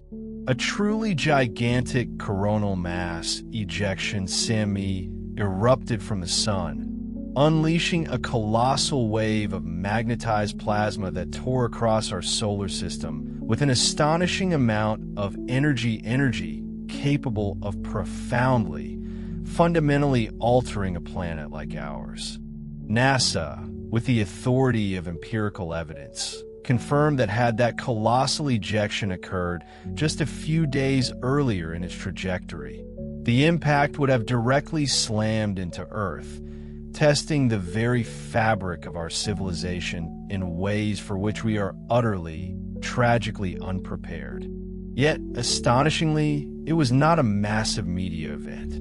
There were no sensational, permanent headlines screaming from every news outlet, no globally synchronized awareness campaigns shaking us to our core, no profound, lasting changes in the way we collectively chose to live our lives. The vast majority of people either never became aware of this cosmic near-miss, or perhaps more disturbingly, swiftly forgot about it, a testament to how news that doesn't immediately translate into tangible, personal experience is so easily, almost conveniently, dismissed and forgotten. However, when viewed through the profound lens of the soul, what transpired on that quiet celestial stage was nothing short of immense. It was akin to witnessing an invisible energy bullet graze our planetary field, a fleeting, terrifying whisper of potential destruction. It felt as if a narrow, almost imperceptible door had momentarily swung open, for mere instance, by pure, improbable synchronicity, and a cosmic force of such magnitude that it could have irrevocably reordered our entire world simply, miraculously, did not cross that threshold. It was a silent, yet deafening, warning. a stark reminder that the volatile conditions for such an extreme event not only still exist, but are inherent to our cosmic neighborhood. The sun, our life-giving star, remains precisely the same, with its natural, cyclical rhythms of both serene calm and tumultuous maximum activity. And there is absolutely no guarantee that something of this terrifying scale will not unfold in our lifetime or that of the next generation. This would not be some divine punishment, but simply an immutable part of a living star's majestic, yet untamed, natural dynamic. In the wake of this harrowing near-miss, space agencies around the globe reacted with the methodical precision inherent to their domain rigorous observation, sophisticated predictive models, and meticulous technical prevention strategies. Existing monitoring systems, those vigilant sentinels peering into the cosmos, were significantly strengthened, their gaze sharpened. Revolutionary instruments like the Parker Solar Probe were launched, designed to plunge directly into the sun's scorching corona, offering unprecedented close-up studies. The Solar Dynamics Observatory SDO and other advanced instruments began an unblinking, constant vigil, tirelessly watching the sun, meticulously seeking the very first, subtle signs of any nascent superflares. Comprehensive protocols were designed, meticulously refined, and put into place plans to temporarily power down delicate satellites, to strategically disconnect vulnerable sections of national power grids, to restrict flights along certain polar routes, and to swiftly move crewed spacecraft away from high-exposure zones where solar radiation could prove lethal.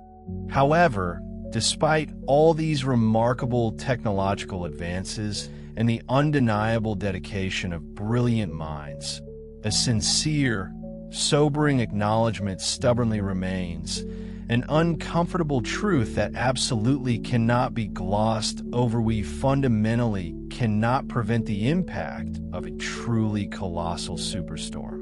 We can only, at best, strive to reduce the damage, to soften the blow. Our true, intrinsic vulnerability to the whims of our star, and indeed the cosmos, remains chillingly intact. Humanity, no matter how much awe-inspiring technology it accumulates, no matter how many digital layers it wraps itself in, ultimately remains profoundly dependent on a magnificent, unpredictable star that it simply cannot control, cannot command, and most certainly cannot turn off. In deeper spiritual terms, the year 2012 was not merely a date heavily laden with esoteric symbolism, ancient calendars, or the fervent expectations of miraculous, transformative changes. On a far quieter, more profound level, it functioned as a subtle portal, a pivotal moment when humanity collectively received an incredibly clear reminder, even if that message was not massively, universally understood.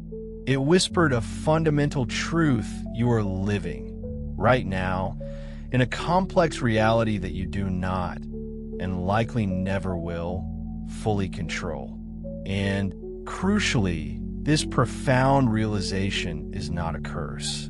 It is, in its deepest essence, an invitation to mature, to shed the naive belief that your personal comfort is some sort of guaranteed right, a state of perpetual ease that the universe is somehow obligated to perpetually maintain for your benefit.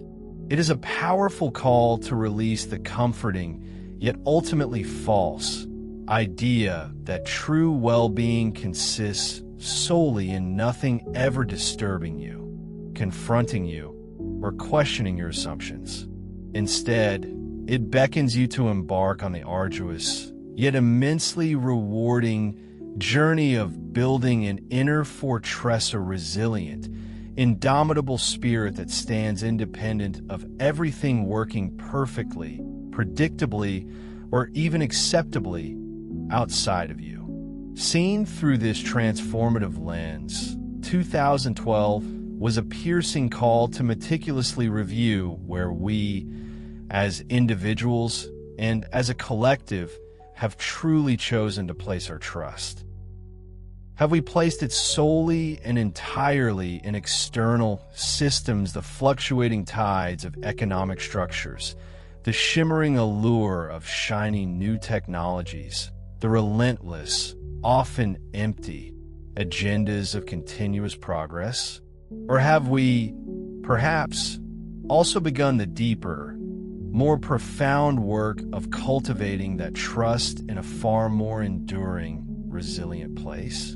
The silent, immutable center of our being, our innate connection with the divine, the quiet, unwavering certainty that a greater, overarching purpose lovingly sustains all existence.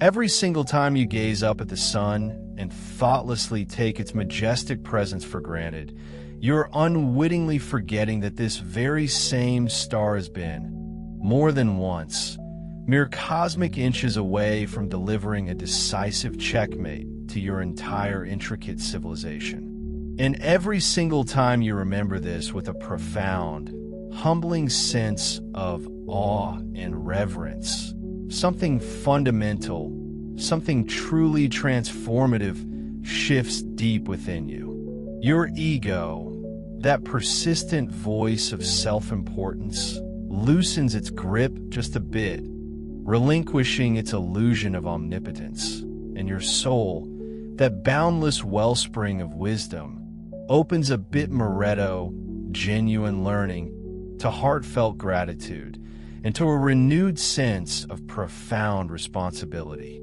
The responsibility to ask yourself, with clear-eyed honesty, if I know, beyond a shadow of a doubt, that I do not control everything, then how, truly, do I want to live? Do I want to continue acting as if the external world is the only reality, endlessly chasing its fleeting demands and distractions? Or am I ready to embark on the profound journey of cultivating an inner life, a resilient sanctuary within, capable of sustaining me even when the most formidable external structures begin to tremble, perhaps even to crumble? The solar storm that merely brushed against Earth in 2012, while it physically destroyed nothing, delivered an ethereal yet potent message, a cosmic whisper left drifting through the vastness of space, eternally accessible to any soul brave enough to truly listen. It implores us do not succumb to the comforting, yet ultimately perilous, illusion that the world, your world, is impervious to change, that stability is an immutable law. Do not, under any circumstances, allow yourself to cling desperately to the notion that your current state of comfort, your cherished routines, are somehow eternal and unassailable. Instead, this period of apparent calm, this deceptive tranquility, is not an invitation to complacency. It is a precious, vital window. It is an urgent call to action, to consciously and diligently fortify your spirit, to bring order and intention into the multifaceted tapestry of your daily life, and to continually deepen the wellspring of your consciousness. For the profound, underlying meaning of these cosmic warnings is not, emphatically not, to instigate terror or to sow seeds of panic. Rather, it is an unparalleled opportunity, a divine invitation to awaken fully and consciously before the inevitable and transformative shake arrives. And that awakening, though undeniably linked to the sun's powerful emanations, does not originate in the vast expanse of the sky. It begins and truly flourishes deep within the sacred landscape of your own being. This narrative then ventures into the intriguing realm of Ashtar and the profound, often hidden, message interwoven within the fabric of solar storms. Here, the story opens to a dimension that the meticulous instruments and rigorous methodologies of conventional science have yet to fully explore, a reality that resonates as an undeniable, deep-seated truth within the hearts and intuitive understanding of countless souls. While empirical science diligently observes, precisely measures, and meticulously classifies solar phenomena, analyzing every particle, quantifying every burst of energy, mapping every intricate magnetic field, there exists an entirely different mode of perception. This other form of observation is not reliant on the cutting-edge technology of telescopes or the intricate data streamed from orbiting satellites. It is an inner observation, a profound attunement to the subtle, energetic currents of existence. For a considerable duration now, whispers and accounts have circulated about the Ashtar Command, often described as a benevolent confederation of enlightened beings, a host of light silently yet steadfastly accompanying humanity throughout its complex evolutionary journey. These beings, revered for their wisdom, do not ever interfere by imposing their will upon us, for they hold free will as a sacred, inviolable law of the cosmos. Nevertheless, they do send out subtle signals, impart gentle intuitions, and issue profound energetic calls. From this expansive cosmic vantage point, solar storms are no longer perceived merely as tumultuous physical phenomena. They are, in essence, powerful pulses of recalibration, energetic waves designed to stir and shift not only the grand magnetic field of Earth, but, crucially, also the intricate energetic fields of human beings themselves. Indeed, every intense solar flare, bursting forth with incandescent power, functions as a colossal, elevated mirror held up to humanity. It piercingly illuminates precisely what has become misaligned within our systems. Both personal and collective, it applies a gentle yet firm pressure to whatever has grown stagnant, stubbornly refusing to evolve, and it relentlessly exposes all that has become utterly obsolete, be it emotionally, mentally, or spiritually. What vibrates at a lower frequency, weighed down by fear or inertia, is inevitably stirred, agitated, brought to the surface for acknowledgement and release. Conversely, what vibrates at a higher, more harmonious frequency expands, blossoming into greater clarity and truth. This includes the long-repressed emotions we've buried deep within, the antiquated mental patterns we habitually drag along like cumbersome baggage, the habits that no longer serve our highest good, the unattended wounds festering beneath the surface of our awareness, the limiting beliefs that shackle our potential, and the rigid internal structures that have long sustained an outdated, smaller version of ourselves. Anything and everything that no longer resonates with a higher, more expansive frequency begins its inevitable journey to the surface. This surfacing process, while ultimately liberating, can manifest in a myriad of ways that may initially feel disorienting: a persistent irritation, unexplained surges of anxiety, an overwhelming fatigue, heightened emotional sensitivity, or conversely, sudden, breathtaking moments of profound lucidity and insight. None of these experiences are random occurrences. They are, in fact, integral parts of the immense energetic reorganization that organically accompanies the sun's powerful, transformative movements. Imagine, if you will, Ashtar, gazing upon Earth from a perspective that is both incredibly vast, almost overwhelmingly loving, yet simultaneously imbued with an unwavering firmness. He perceives a planet intricately enmeshed, a veritable web of cables, towering antennas, sophisticated satellites, communication towers, invisible signals, sprawling digital networks, and countless glowing devices illuminating every conceivable corner of human life. He witnesses a civilization that is undeniably brilliant in its technological achievements, capable of hurtling messages across vast distances at the speed of light, orchestrating the movement of invisible streams of money across continents, and projecting complex information across the entire globe in mere seconds. Yet his all-encompassing gaze penetrates beyond this dazzling technological veneer. He also perceives something far more profound and, perhaps, disquieting, a humanity that has become profoundly disconnected from its very spiritual essence.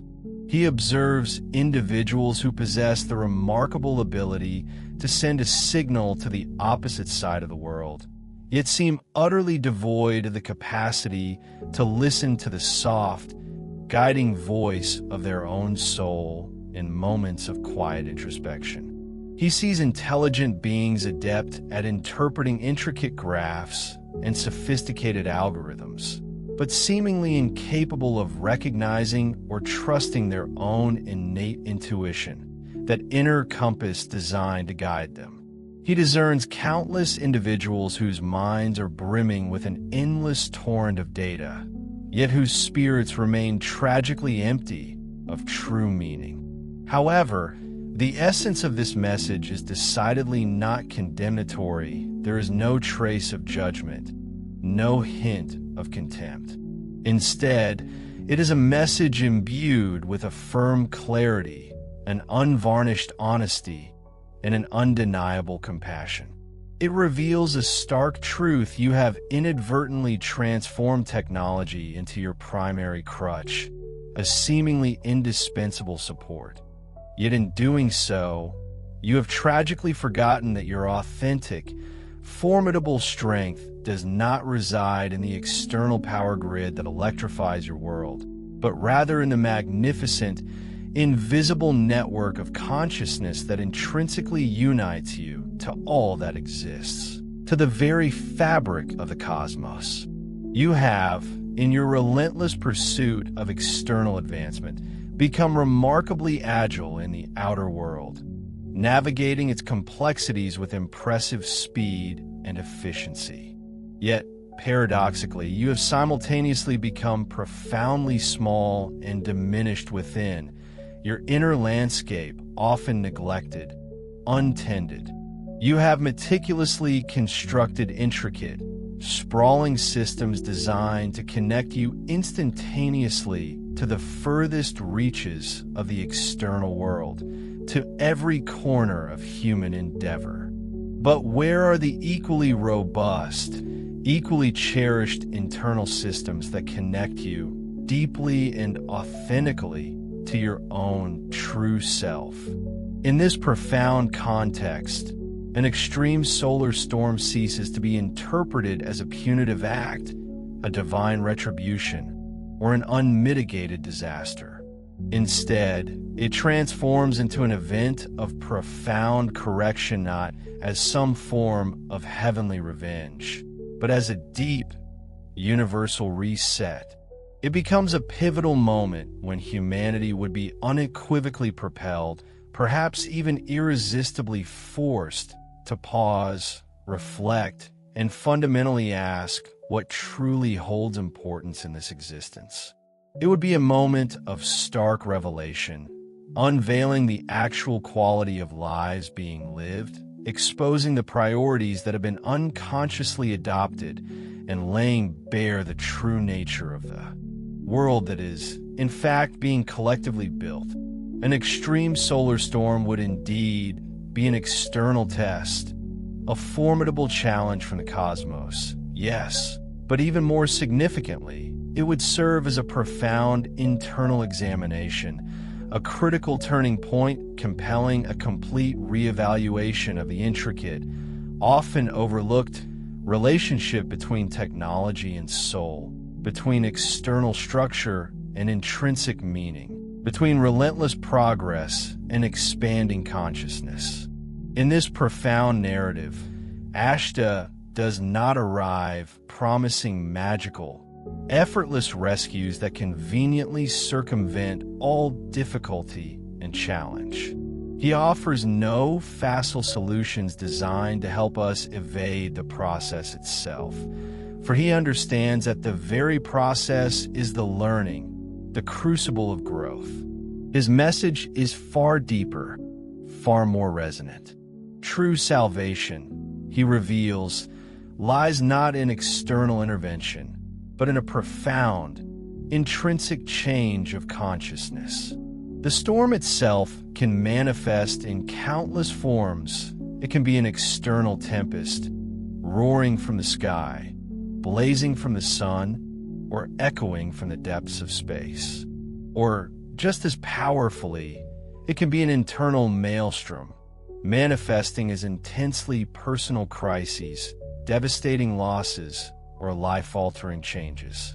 But the underlying call, the urgent summons, remains eternally the same: awaken.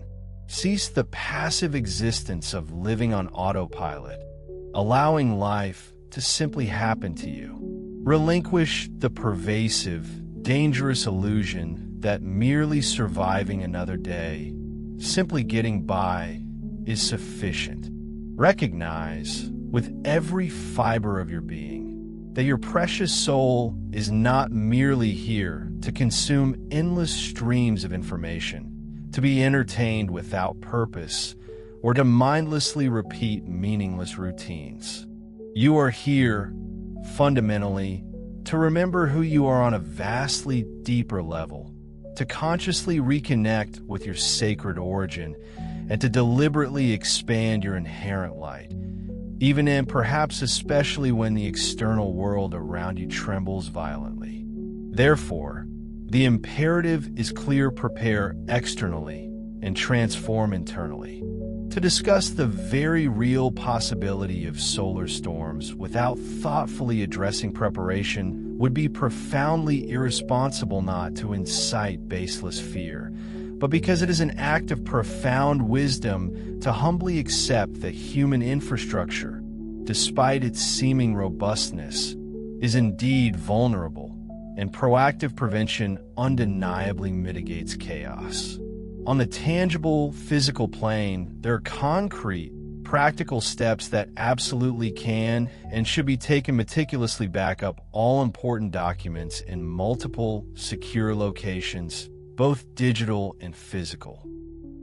Ensure you have a sufficient store of clean drinking water, enough to sustain your household for several days. Keep a reliable supply of basic, non-perishable foods, functioning flashlights, fresh batteries, candles, matches, comprehensive first aid kits, and very importantly, solar chargers for essential devices. Organize, with your family, a clear, simple, and well-rehearsed plan for what actions to take if communication systems are lost entirely. This is not the domain of paranoia. It is, quite simply, common sense.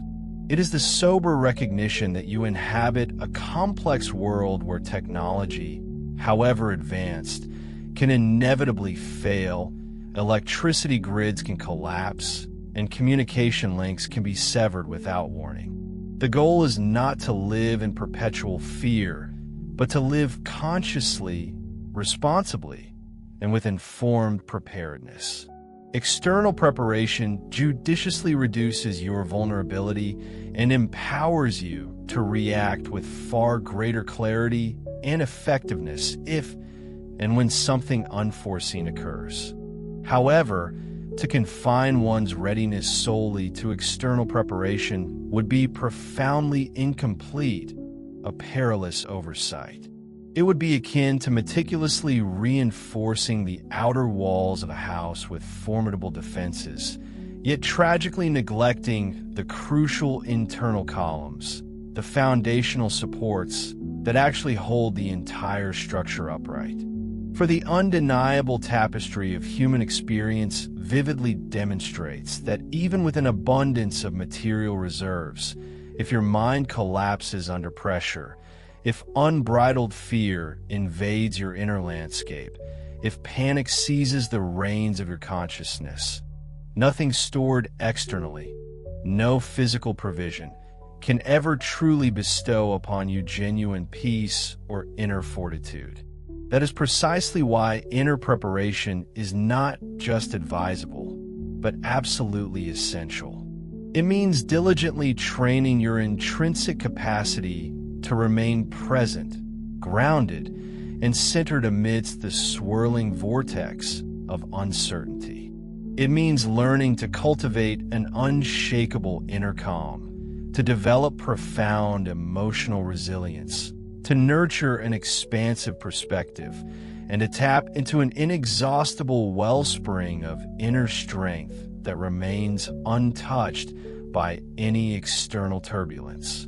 It means learning to cultivate an unshakable inner calm, to develop profound emotional resilience, to nurture an expansive perspective, and to tap into an inexhaustible wellspring of inner strength that remains untouched by any external turbulence.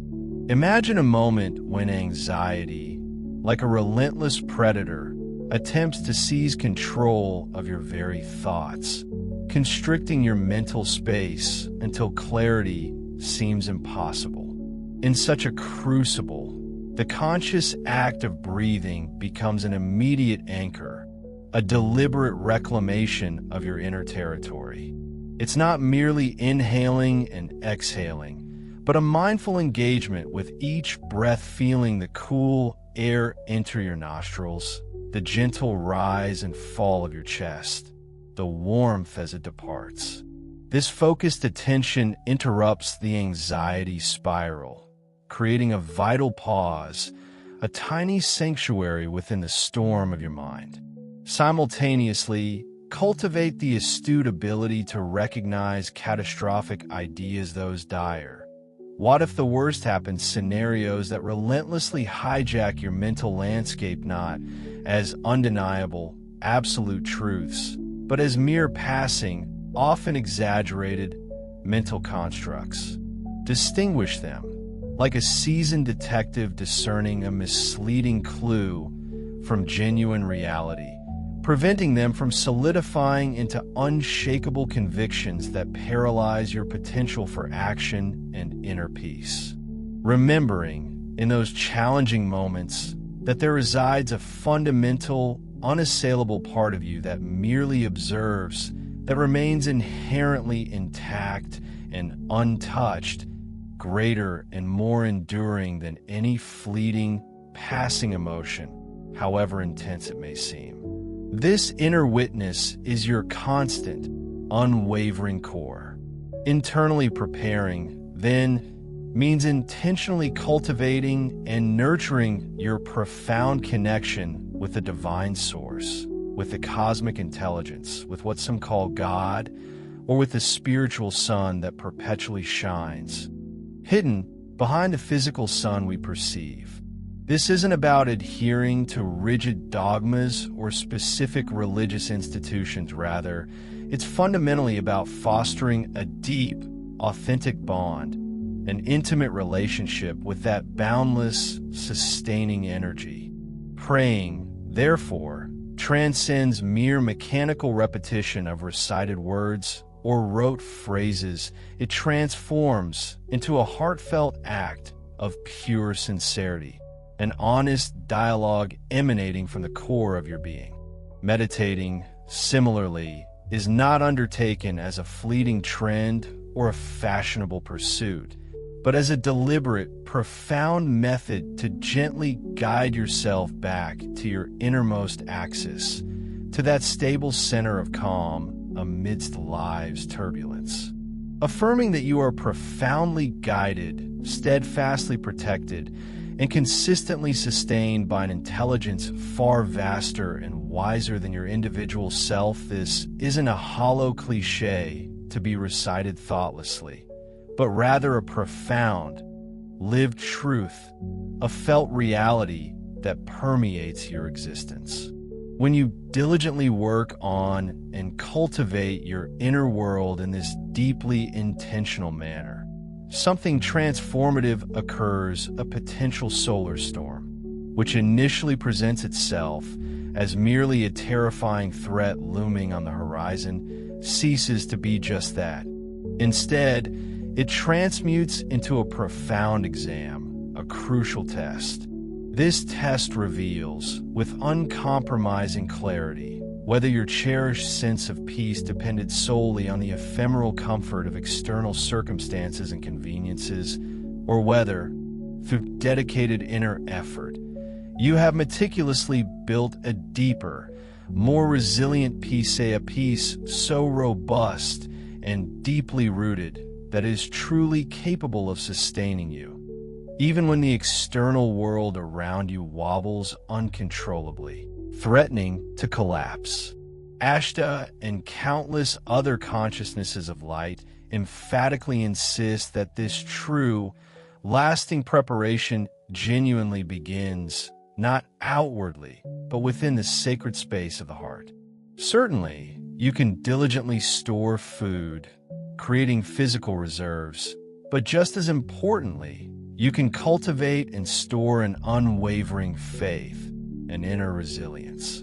You can acquire an array of physical tools, preparing for contingencies, but even more vital is the development of profound courage and indomitable spirit. You can meticulously make elaborate plans, mapping out every contingency, but equally essential is nurturing a deep trust, an unshakable confidence that will not fracture or break at the very first sign of a blackout, the first disruption. That, truly, is the hallmark of the preparation for the new humanity. These will be beings capable of holding and radiating their intrinsic light, their inner truth, even if all external networks communication, power, information go utterly dark, because a humanity prepared from within does not merely fear the storm, it transcends it, rising above its chaos. And a soul that is truly prepared does not passively expect the world to stop shaking for its comfort. Instead, it proactively learns the profound art of standing firm, of maintaining its balance and integrity, even while the world continues to shake violently around it. After the storm, the new solar humanity will emerge. Every profound crisis throughout human history, without exception, has also functioned as a profound portal, not merely a grievous wound to be suffered, not simply catastrophic damage to be tallied, but fundamentally a door, wide open, leading to something that does not yet exist, a future that depends entirely on us deciding collectively whether it will be born into reality. Wars, devastating plagues, sweeping economic collapses, and formidable natural catastrophes have, time and again, simultaneously brought forth both the very best and the very worst aspects of our complex species. They have starkly revealed our chilling capacity for immense destruction, but also, in equal measure, our boundless capacity to love deeply, to courageously rebuild from ashes, to unite in shared purpose, and to learn invaluable, often painful, lessons. An extreme solar storm, in its unprecedented scale, would be no exception to this historical pattern. It too would act as a crucible. Initially, the immediate aftermath would undoubtedly be characterized by widespread chaos, profound bewilderment, and pervasive confusion. Fragmented news reports would emerge, often contradictory, leaving vast areas utterly unaware of what was transpiring elsewhere. Critical supply chains, the very arteries of our modern world, would be severely interrupted, leading to shortages, and essential services would collapse, creating immense hardship. There would be an undeniable, searing pain for material losses, for all that suddenly ceases to function, for carefully laid plans that would unravel and fall apart overnight, leaving countless individuals and families adrift.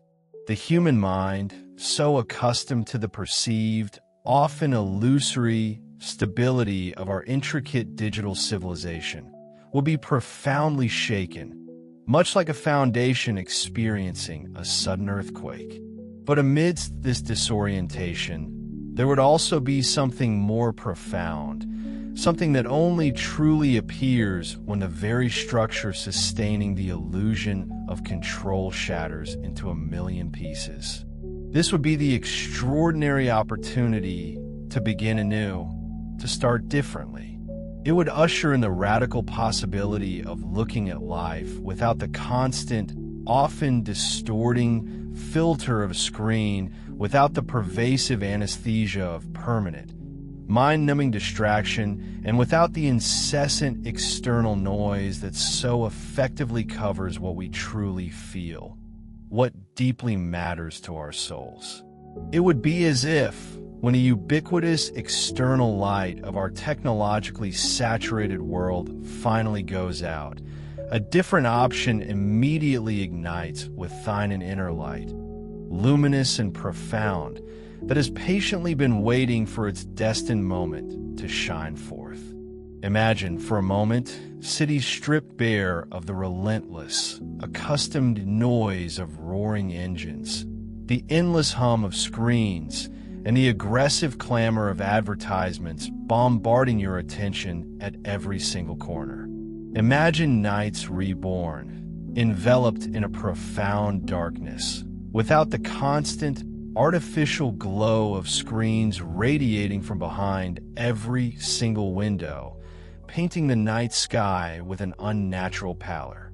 Imagine neighborhoods where people, once isolated in their digital cocoons, are now compellingly forced to converse face-to-face, eye-to-eye, because quite simply, there is no other viable option.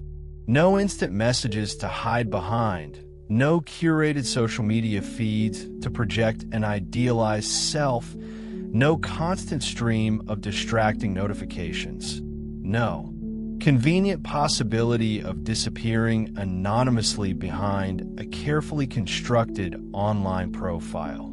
Suddenly, the act of looking another human being directly in the eyes would no longer be a fleeting option you could easily avoid by switching digital windows or dismiss with a swift swipe of a finger. It would become the most basic, most direct, and most essential way to be truly present, to genuinely converse, to profoundly listen, to humbly ask, to generously share, to thoughtfully discuss, and even to sincerely reconcile. The often avoided discomfort of real closeness, the human vulnerability so frequently escaped and buffered behind the protective barrier of a screen, would astonishingly transform into a vital bridge connecting souls. Yes, there would undeniably be fear, a primal unease. Yes, there would be significant losses, both tangible and intangible. Vulnerability, once hidden, would become glaringly evident for all to see. But at the very same time, a more authentic, more profound form of coexistence would have the precious opportunity to emerge. People would find themselves spontaneously helping each other, sharing their meager resources, organizing collaboratively to cook meals together, caring for both children and elders in communal efforts, lighting campfires in the gathering darkness, and surrounding them with ancient stories, shared laughter, and quiet reflection. Neighbors who had perhaps never exchanged more than a curt nod would begin, tentatively, to truly know each other by name, by face, by story. Hands would be extended in genuine assistance and camaraderie where there was only detached indifference before. The profound possibility of deeper listening, a true auditory empathy, would open up, transforming interactions. This wouldn't just be listening to mere data, to superficial opinions, or to fleeting news reports. It would be listening to the intricate tapestry of another's very life, absorbing their experiences. It would be truly knowing what they deeply feel, what their profound fears are, what their most cherished dreams entail. It would be accompanying each other through the long nights without light, not from a place of superficial entertainment or digital distraction, but from a wellspring of authentic, shared presence. It would be returning to gaze upon the vast, star-strewn sky without the intrusive interference of artificial lighting, and in that sublime darkness, asking profound questions that we hadn't dared to ask ourselves or each other in years, perhaps even decades. Families would find themselves relearning the fundamental art of being together, not with each member lost in their own isolated digital world, but actively sharing time, collaborating on tasks, embracing comfortable silences, and rediscovering the unique voices and personalities of those living under the very same roof. Just as today many homes have inadvertently become isolated islands, merely connected by the invisible threads of Wi-Fi, after such a cataclysmic storm, they might finally remember, with a renewed clarity, that a family is a living, breathing network of interdependent individuals, not simply a disparate group of people with separate, disconnected devices. Communities once fragmented would discover, often to their own surprise, that they were far stronger and more resilient than they ever imagined, capable of spontaneously organizing to distribute vital water, precious food, essential care, and accurate, life-saving information. They would prove themselves able to create intricate mutual support systems from the ground up, without passively waiting for orders or directives from some distant, often detached, authority. In that profound absence of technological intermediaries, that void of digital interference, humanity could potentially rediscover the innate, potent power of genuine cooperation and shared communal responsibility. And when technology, in its due course, eventually recovered and returned, something fundamental within the collective consciousness might have irrevocably shifted, matured. This profound outlook is not about idealizing suffering, nor is it about glorifying collapse as an end in itself. Rather, it's about recognizing, with clear pragmatism, that after such a monumental shakeup, priorities can, and often must, profoundly reorder themselves. Humanity would then be presented with an unparalleled opportunity to decide, consciously and collectively, whether to revert to the same blind dependence that characterized the era before, or to finally use technology as it always should have been conceived and utilized as a powerful, benevolent tool in service of life itself, rather than a seductive, ultimately empty substitute for it. This would necessitate using technology specifically to enhance, deepen, and broaden genuine human connection, not to replace or diminish it, to significantly improve holistic health, to revolutionize education, and to foster more profound global cooperation, rather than employing it as an escape mechanism from ourselves, from reality. It would be utilized to expand consciousness, to elevate understanding, not merely to entertain it to the point of utter exhaustion and spiritual depletion. A civilization that has gone through an extreme, transformative storm and somehow survived, emerging with an awakened, empathetic heart, might then be able to look at its devices, its creations, with an entirely new set of eyes, with a deeper discernment. The new solar humanity is not some clandestine group, nor an exclusive spiritual elite hidden away in some remote corner of the planet. They're not merely a select few enlightened individuals set apart from the struggling masses. Rather, they're all the people who, even today, before any major external storm truly breaks, decide to consciously awaken, to embark on their inner journey. They are those who do not passively wait for an external crisis, however monumental, to compel them to change within, but who instead wisely use this invaluable knowledge, this profound understanding, as an urgent, early call to action, to transform and evolve from the inside out. They are individuals who have made a profound, conscious decision to fundamentally reframe their perception of self-worth. They understand, with unwavering conviction, that their inherent value isn't quantifiable by the latest tech gadgets glittering in their hands, the impressive sum of digits displayed in their bank accounts, or the fleeting, ephemeral tally of followers amassed on an ever-changing social network. In a world ceaselessly urging us to measure ourselves by such external, often superficial markers, these individuals choose an entirely different metric and internal, unassailable sense of self. This isn't a passive realization, it's an active, daily commitment. They deliberately and diligently train their peace, cultivating an inner stillness that remains undisturbed amidst external storms. They hone their empathy, developing a profound capacity to genuinely understand and connect with the experiences and emotions of others, moving beyond superficial judgment. And they sharpen their clarity, seeking piercing insight and discernment in all situations, cutting through confusion and illusion. Furthermore, they courageously decide to confront and work their shadow, those unacknowledged parts of themselves, past wounds, and unconscious patterns that often drive reactive behaviors.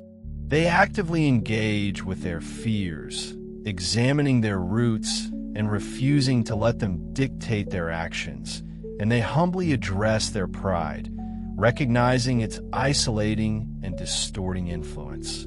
Crucially, they commit to connecting seriously, intimately, and consistently with their soul and with the divine essence that permeates all existence. This isn't just an abstract intellectual concept or a topic for philosophical debate. It is woven into the very fabric of their daily practice, manifesting in mindful presence, contemplative moments, and deliberate acts of alignment. When a person embodying this profound inner work inevitably encounters a crisis, be it personal turmoil, societal upheaval, or global uncertainty, their very presence transforms into a secure refuge for those around them. This isn't because they possess an encyclopedic knowledge of every fact, nor because they have immediate, definitive answers to every complex problem. Rather, it's because they emanate an intrinsic quality, a steady resonance, that even the most overwhelming chaos cannot possibly dismantle or corrupt. They transmit an undeniable calmness that settles frayed nerves, a coherence that brings order to fragmented thoughts, and an enduring hope that shines even in the deepest despair. Such a person with quiet strength can look another in the eye and genuinely articulate, "I don't pretend to know what the future holds, but what I do know is that I am here, present with you."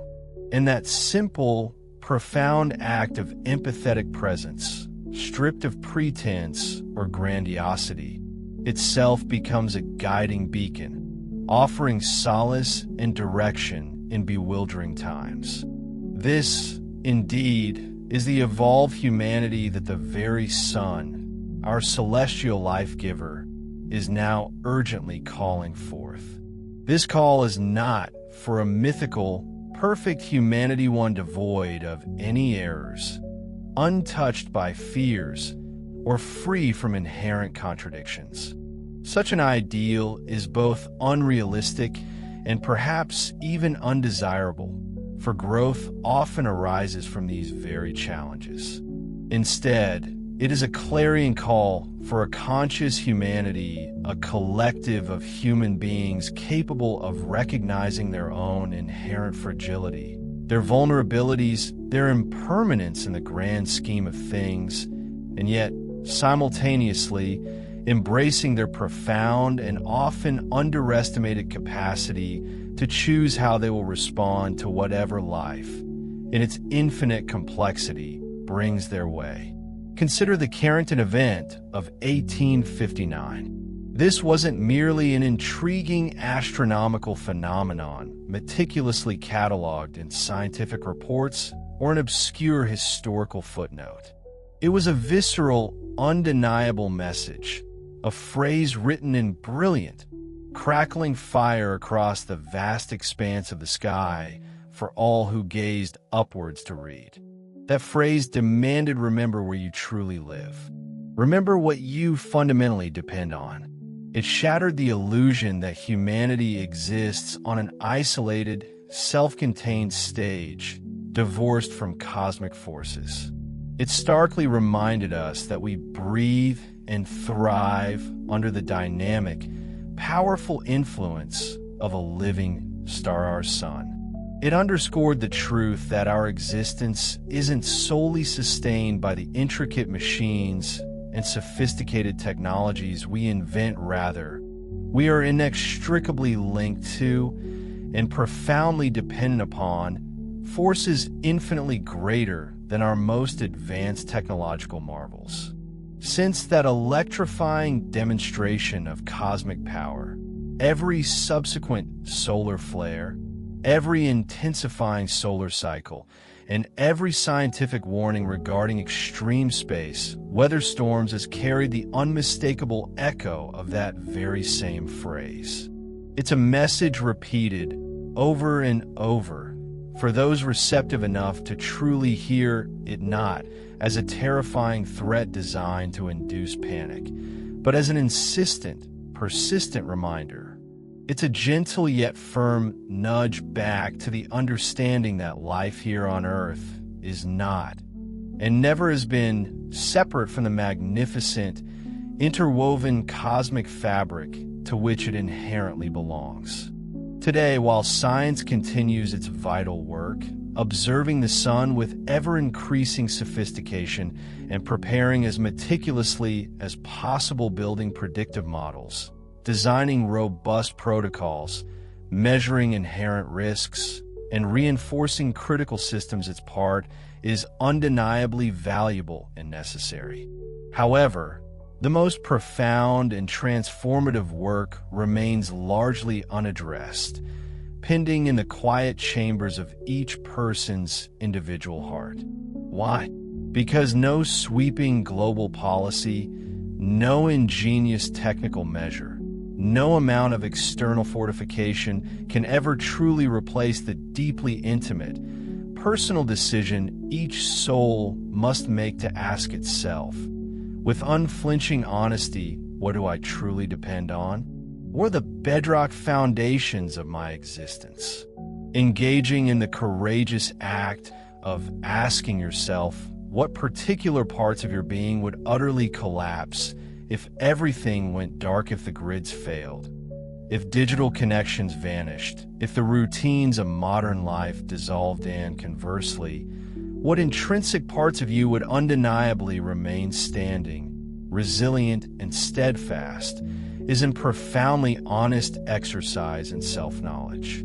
If this stark imaginative scenario reveals that your entire intricate sense of worth, security, and identity is in fact, precariously sustained by external circumstances, fleeting possessions, or ephemeral validation, then this narrative isn't designed to instill fear.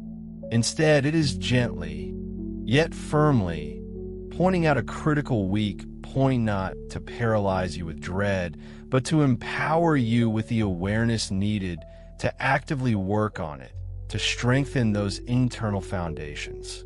The spiritual guides referred to as Ashtar and the light consciousnesses are not advocating for an extreme Luddite renunciation of technology, nor are they suggesting a simplistic, impossible return to a primitive cave existence. Nor do they ask you to deny the remarkable progress of human ingenuity. Their invitation is far more nuanced and wise. They urge you to place technology precisely in its proper context, to recognize it as a powerful tool rather than an ultimate source of meaning or connection. They remind you that your true connection is not the ephemeral signal of Wi-Fi. It is your profound, inherent bond with life itself, with the immanent presence often called God, with the foundational source that sustains all that exists, including the radiant sun itself. They also invite you to grasp a crucial truth. While the sun possesses the immense power to shut down your intricate networks, to damage countless satellites orbiting Earth, and to ultimately collapse entire technological systems, it is utterly incapable of extinguishing your spirit, unless you yourself consciously surrender it to the corrosive grip of fear.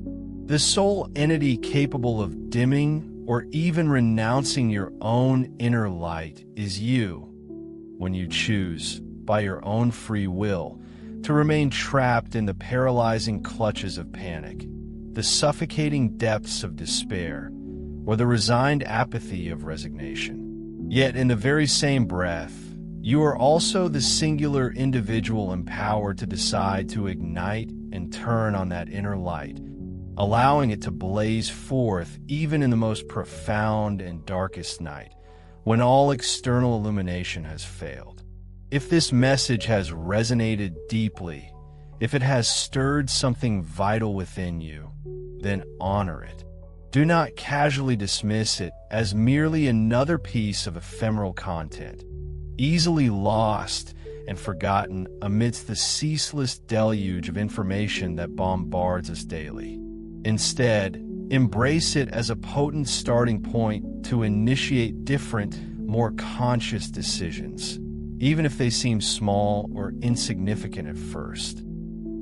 Perhaps it's dedicating a few quiet minutes each day to genuine silence, allowing your inner world to settle and speak.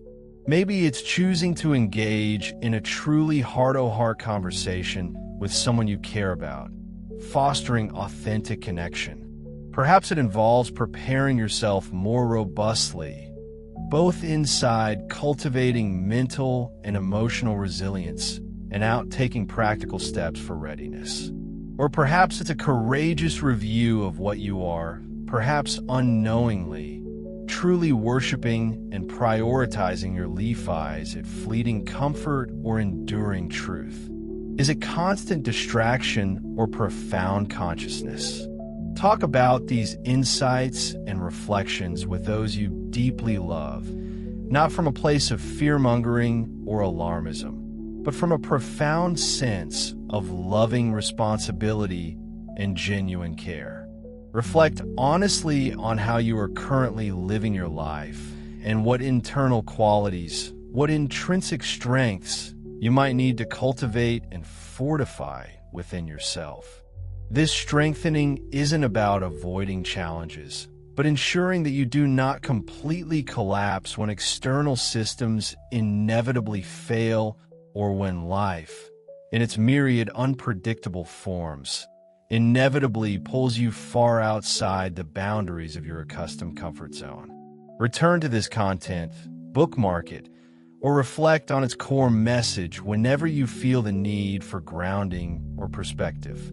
Let it serve as a constant, potent reminder that everything visible in our material world is inherently unstable structures, elaborate systems, advanced technologies, and even cherished ways of life are subject to change, decay, and transformation. But there exists a sacred, unassailable place deep within Yua's sanctuary that does not depend on the whims of the solar cycle, the tumultuous shifts of space weather, the volatile fluctuations of the market, or the transient trends of social media.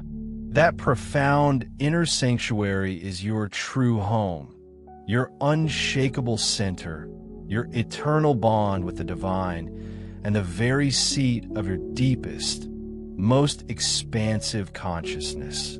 The pivotal question left hanging, simple in its phrasing yet enormous in its implications, is this who you ultimately decide to be when the next storm inevitably arrives?